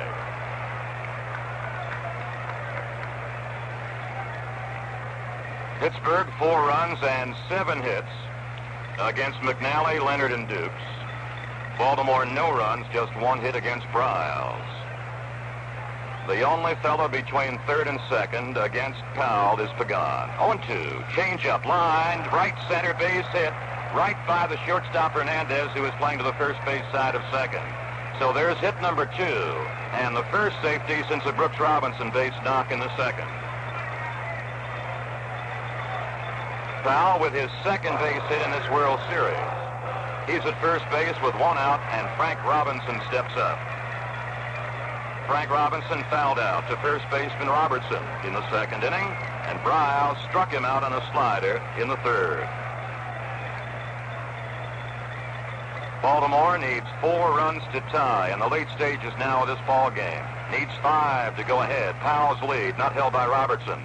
Here's a high pop-up towards the Pittsburgh dugout, and it will go back of the dugout out of play. Strike 1 to Frank Robinson. Frank Robinson, who produced not only 500 home runs during his major league career this season. He had 28 for the season and had kind of a slow start. No home runs in the month of April. Then he came back with 4 in May, had 6 in June. He had a big July with 8 homers, tailed off a bit in August with 3, and then came back with 7 in September. 1 strike to Frank Robinson. He hits a ground chopper wide at third, gloved by Pagan to second for 1. The first, double play. The Pirates go around the horn. Third baseman Pagan, second baseman Bannon, to first baseman Robertson, doubling up Powell and the batter Frank Robinson. No runs, 1 hit, nobody left. In the middle of the 7th inning, Pittsburgh 4, Baltimore nothing. Well, you begin to realize now it is 15 innings since the Orioles have gotten on the scoreboard against the Pittsburgh pitching. The Pirate pitching staff is judged by those who know to be better than the Baltimore pitching staff, and we're speaking of the bullpen now. The Pirate starters are not said to be up to snuff to the 4 20-game winners that the Baltimore Orioles have, and McNally and Palmer certainly did the job down in Baltimore on Saturday and Monday. But since coming back here, Steve Blass, the 15-game winner, did a great job in his 5-1 decision. In relief last night, 21-year-old Bruce Kison was mystical for the Orioles. He gave up no runs and only 1 hit and 6 in the 3rd innings. And now this afternoon, Nelson Bryant has thoroughly throttled the Orioles. As we go to the last of the 7th, the Pirates at the moment are in command 4-0 and send up Clemente, Stargell, and Robertson. And here's Bill O'Donnell. And Jim won a 1971 World Series. Roberto Clemente has had 1 for 3 this afternoon, 9 for 20 in 5 games so far. Dukes to Clemente. Fastball strike, and he chewed off the inside corner at Clemente's knees. Now Clemente is nowhere near the plate. Matter of fact, he's way off it and deep to the box. The 0-1 to Roberto. Breaking ball slapped on the ground foul down towards third. I guess the most remarkable thing about the consistent hitting of Clemente is the position in which he stands in the box. He stands well off the plate, back to the deep restraining line, and he reaches outside pitches just as equally well as he does inside pitches or grooving stuff down the middle. Clemente leading off the Pirates, 7th down, 0-2 to Dukes. Fouls it off the thumb, straight back. Clemente drove Frank Robinson to the right field wall for a fly ball in the first inning to be retired. Bounced out to short in the third, and then got his base hit in this ball game in the fifth inning, which also knocked out starter McNally and scored Gene Pines. 2-strike pitch again. High, 1 ball and 2 strikes. Clemente with a 12-game World Series hitting streak. He hit all 7 1960 World Series encounters. High, 2 balls, 2 strikes to Clemente. It'll be Stargell next with Robertson waiting down in the Pirate dugout. Dukes just waiting on Clemente to get set, and he is. Right-hander to right-hander, Dukes to Clemente, foul to the screen. I guess one of the great comical lines and one of the fine lines we've heard during this World Series relating to Roberto Clemente is that somebody sparked the line that Roberto will hit .320 the year after he dies. 2-2 again. Here's a ground ball past Dukes to the right of second base. Johnson is on top of it and throws out Clemente by a step. Clemente lost control of the bat, which rolled out halfway between the plate and the mound. The ground ball was to the first base side of the mound, but Johnson dug it out, then gave an underhand toss to Powell. Clemente was out by 1 step. Willie Stargell, hitless today, has grounded to short, has flied to left, and popped up. He had the good evening last night. He went 2 for 5 and knocked over a run. Stargell takes low from right-hander Dukes. 1 ball, no strikes to the Major League home run leader of 1971. Winding, Dukes delivers. Strike. He took the fastball to the outside edge. 1 ball and 1 strike.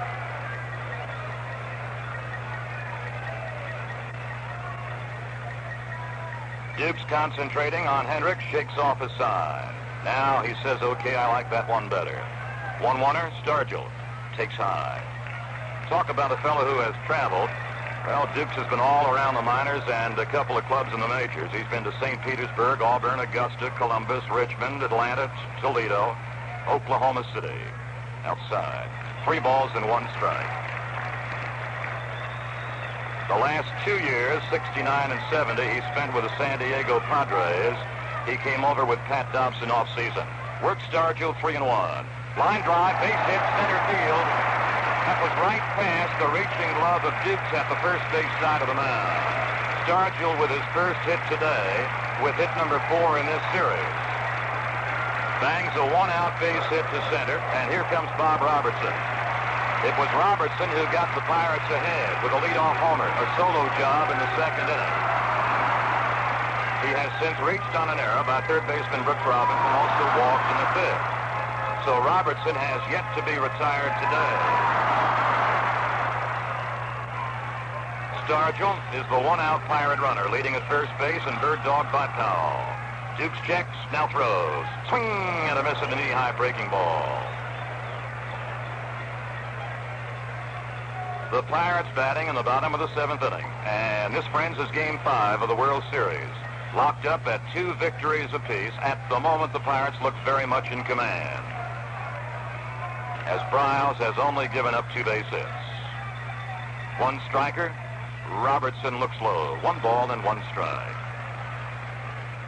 Most people talk about the big power bat of Robertson, but they might forget that back in June, he set a record for the most assists by a first baseman in a ball game. Waits 1-1. Takes outside high. 2 balls and 1 strike. Stocky, sandy-haired, barrel-chested built Bob Robertson in the bottom of the 7th inning. He has had 6 postseason home runs, 4 in the playoffs and 2 in this World Series. 2-1 by Dukes. Is tapped in front of the plate. Picked up barehanded by Hendricks. No throw to second. Does gun his toss in time to Powell. And Robertson is out. Robertson took a full whiff with the bat. Just got a piece of the ball. It trickled about 3 feet in front of the plate. Hendricks charged out, barehand pickup. Looks to Stargell running to second. Knew he had no move there. Threw to first base to retire Robertson. Stargell's at second with 2 out. And the batter is the tough Manny Sanguillen.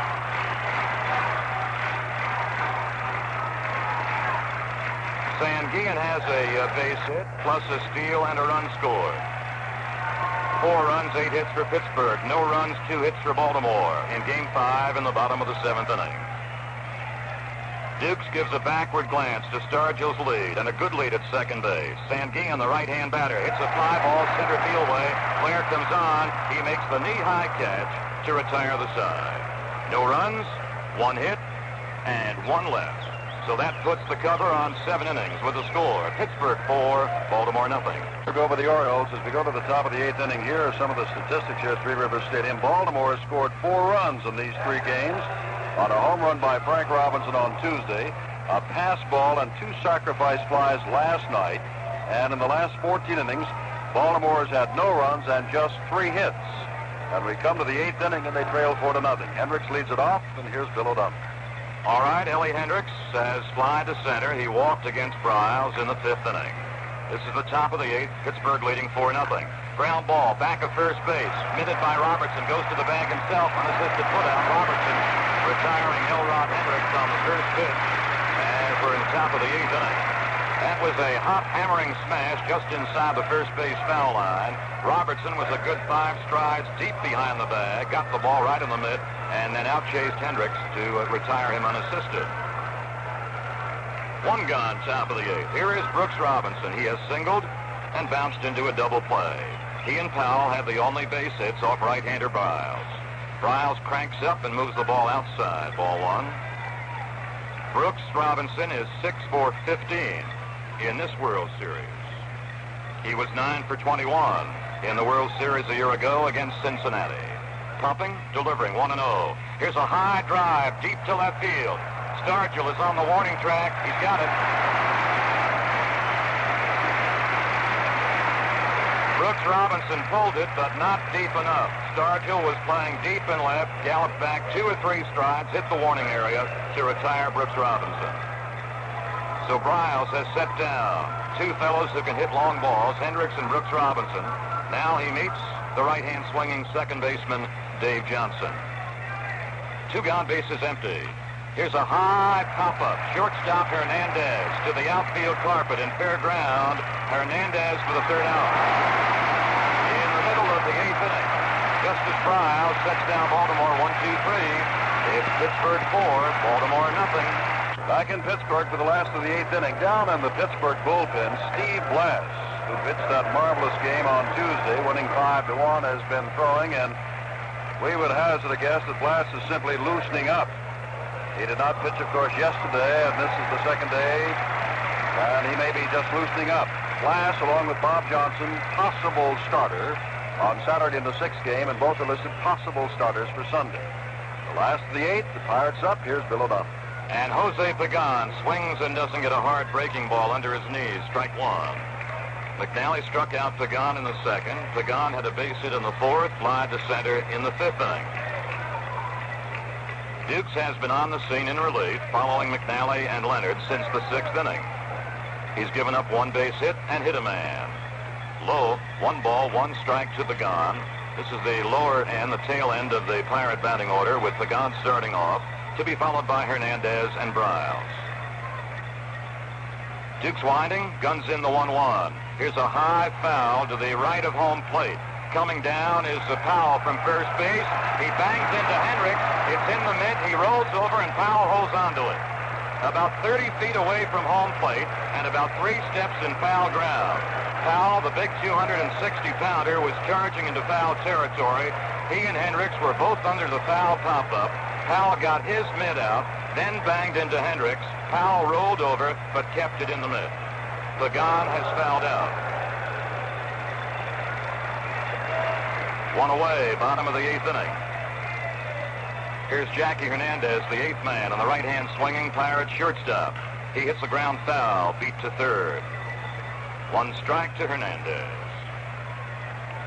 Now, when you've got a big man like Powell, 260 pounds plus, rushing down towards the toothpick build of an Elrod Hendricks, that's like a motorcycle being hit by a truck.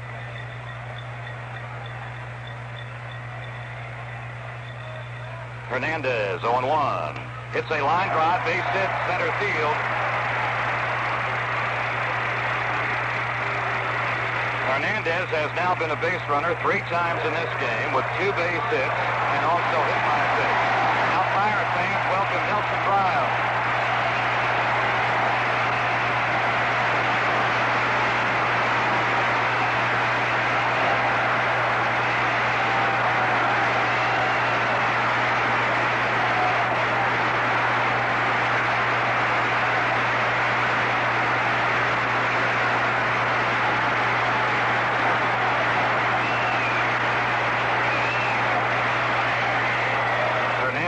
With 1 out, escapes off first base, and Powell is holding.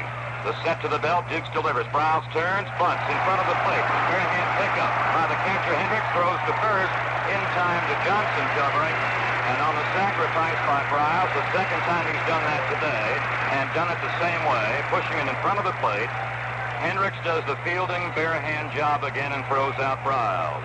Hernandez motors to second with 2 out, and the batter will be Dave Cash.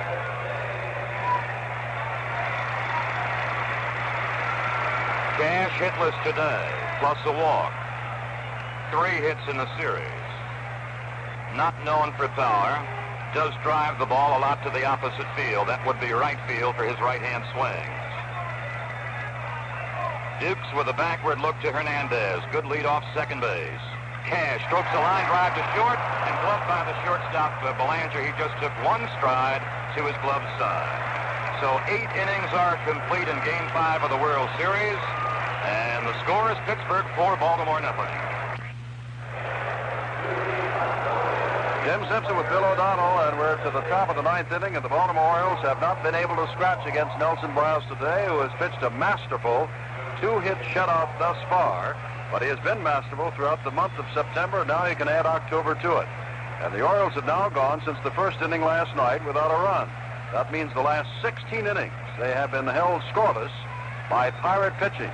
And they're starting off with the number 8 batter in their last chance here in the ninth. Pirates lead it 4-0, and here's Bill O'Donnell. Well, for Baltimore fans right now, Jim, it's do time or die time in the top of the 9th inning. Briles with a 4-run lead, pitching to Belanger. Right down the middle, letter high, strike 1. The do batter was reliever Dukes, but he's not in the on-deck area. Merv Rettenmund, a right-hand batter, is there. Winding Briles, 0-1. Slider low, 1 ball and 1 strike. He took a little something off that pitch. Pagan at third again has inched inside the bag against Belanger. Belanger has great speed down the first baseline. Briles 1-1. High, 2 balls and 1 strike. The Pirate outfield extremely spread for Belanger. They gap power alleys to Belanger in left center and right center.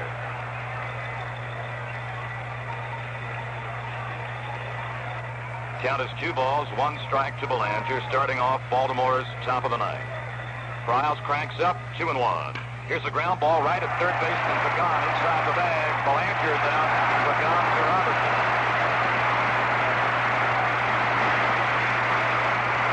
Merv Rettenmund will now be announced. Rettenmund to bat for Tom Dukes. Rettenmund in the World Series is 4 hits in 17 trips, including a first game 3-run homer at Baltimore. And that's where Game 6 and possibly Game 7 will be played Saturday and possibly Sunday. Baltimore will very definitely throw Jim Palmer against Pittsburgh on Saturday. It will either be Bob Johnson or Steve Blass for Danny Murtaugh's Pirates. Rettenmund, right-hand swinger with extra base power and often with long ball power. He closes his stance deep in the box. Pitches inside high, ball 1. Pagan 2 or 3 steps wide of third, but even with the bag. Deep left is Stargell. Deep center straight away is Pines. Normal depth to right center, Clemente. The 1-0 coming to the pinch hitter, Rettenmund. Strike is at his letters. 1 ball and 1 strike. Briles faced only 3 men in the first, 4 in the second, 3 in the third, 3 in the fourth, 3 in the fifth, 3 in the sixth, 3 in the seventh, and 3 last inning. 1-1er to Rettenmund. Breaking ball comes low, 2 balls and 1 strike. Just 2 singles off Nelson Briles. Brooks Robinson with 2 out in the 2nd. Boog Powell with 1 out in the 7th. And then Powell was rubbed out on Frank Robinson's double play ground ball, 3rd, 2nd to 1st. Rettenmund, 2-1. Inside, right at the hands, 3 balls and 1 strike. In the Pittsburgh bullpen, it's left-hander Luke Walker and right-handed bullpen ace Dave Justice. After Rettenmund, it'll be the top of Baltimore's order with Don Buford. And for one of the few times today, Briles has taken a long, relaxing pause at the mound. Now he's ready to shoot in the 3-1. In he comes. Strike is called. He's 3 balls, 2 strikes to Rettenmund. 1 away in the top of the 9th inning. Briles has shut the door in every inning thus far against Baltimore's bats. Well, Pirate fans were very pleased with the job Steve Blass did in Game 3. They're even more pleased with Briles right now. 3-2. Ground ball to the bag at 3rd. Scooped out by Pagan. Throws out Rettenmund.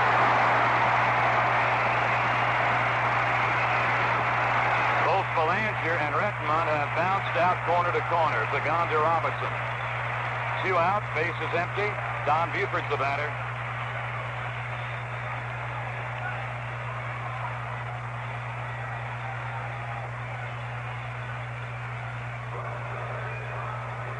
Don Buford, the graduate of the University of Southern California. And a lad, although he was only 160 pounds at USC, he was in their backfield with the likes of a Willie Wood. 2 out, bases clean. Briles to Buford. High and outside. Buford does switch swinger, so he's batting left-handed against the right-hand offerings of Nelson Briles. Series tied, 2 victories apiece. The Pirates lead in Game 5, 4-0, top of the 9th, 1-0. Low and tight, 2 balls, no strikes to the good eyes of Buford. During 1971, Buford walked 89 times, was hit 7 times by opposing pitchers, had 130 base hits, and that's how great his on-base percentage was. He's been held off the bases thus far today by Briles. 2-0 coming in. Ball 3. Briles has walked but 1 man, and that was Hendricks to begin the top of the 5th inning. He's in danger now against Buford, trailing on a 3-ball, no strike count. Around with his right arm, delivers. Ball 4. He throws 4 pitches out of the strike zone, and Baltimore with 2 out gets a base runner here in the top of the 9th inning. Now it'll be Paul Blair, who has looked at strike 3, who has flied to right and flied to center.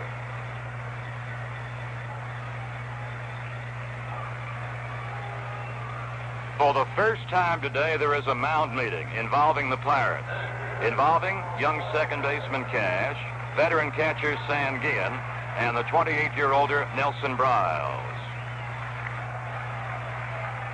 Briles, as Jim Simpson told you earlier in this broadcast, has not appeared in a ball game since the 30th of September, and that was only a 3-inning start against the Phillies.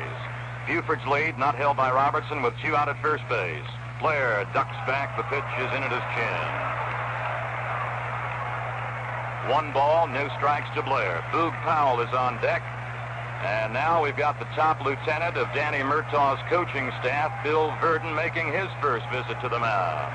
Again, a reminder now, the Pirates are keeping their bullpen warm here in the top of the 9th with tall left-hander Walker and the top ace of the Pirate bullpen crew, right-hander Dave Justice. Briles at the mound, surrounded by third baseman Pagan, by catcher San Guillen, and coach Bill Verdon. Now, Verdon, I'm sure, is out there for a couple of reasons. Perhaps inquiring about of Briles, how strong do you feel? Additionally, maybe urging Briles to just relax and not try to be too fine.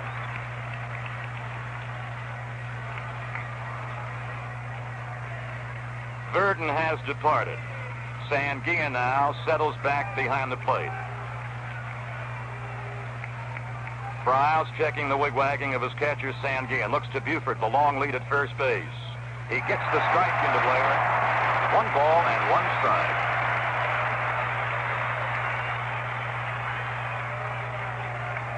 Sagan, as he did against Buford and against Belanger to begin the inning, well inside the bag at third. Blair 1-1. Takes a breaking ball for a strike, and Blair complaining on the outside corner call by plate umpire Jim Oden. So Briles strikes ahead of Blair at 1 ball and 2 strikes with 2 away in the top of the 9th inning after the 2-out free ticket to Buford on 4 pitches. Robertson is extremely wide of the first base foul line and does not hold on Buford's real long lead. Briles on the 1-2, sets, throws. Here's a ground trickler well inside the bag at third. Pagan throws to second. The ball game is over. Pagan gets the force play on a toss to catch. Briles on the 1-2, sets, throws. Here's a ground trickler well inside the bag at third. Pagan throws to second. The ball game is over. Pagan gets the force play on a toss to cash on the sliding Buford. Pittsburgh wins Game 5 of the World Series 4-0. And now the World Series goes back to Baltimore for Game 6 on Saturday. The Pirates won 3 in a row here at Three Rivers Stadium after Baltimore won the first 2 at Memorial Stadium. And Pittsburgh leads in this World Series 3 victories to 2.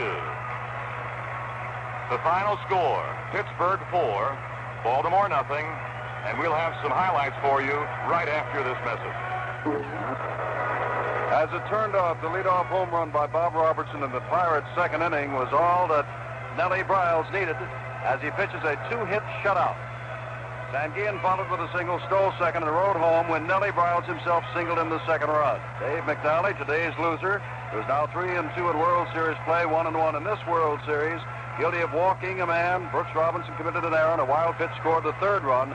The 4th run came on in the 5th inning when Klein tripled, and Clemente brought him home with a base hit. 4-0, and the Orioles never had more than 1 man on base in any inning in the ball game. Never a threat. We'll continue with today's highlights right after this message. Pittsburgh leads 3 games to 2, needs to win only 1 of the final 2. 1 more win, and they've got the World Championship. Baltimore, on the other hand, has to win 2 to win the 1971 World title and complete their successful defense, and to do that, the Orioles need some runs. They have now gone 17 innings against Pirate pitching since the first inning last night with no score at all in those 17 innings. And we'll have a final word for you about today's game right after this message. Briles the winner, McNally the loser, and the Pirates lead 3 games to 2. From Pittsburgh, this is Jim Simpson along with Bill O'Donnell. The 5th game of the World Series has been brought to you by Gillette Foamy, the #1 shave cream that makes you an old smoothie. By Chrysler Corporation, extra care and engineering. Your host today, your local Dodge dealer. By STP Corporation, makers of world-famous STP oil treatment. The Owens Illinois Forest Products Division, a leading producer of corrugated packaging. By the Retail Clerks International Association, dedicated exclusively to the interest of store workers. And by the National Bowling Council. No matter what your game is, there's another game in town. Bowling, it's for everybody. The final score once again in the 5th game of the World Series, Pittsburgh 4, Baltimore nothing. This has been an NBC Radio Network production. Baseball.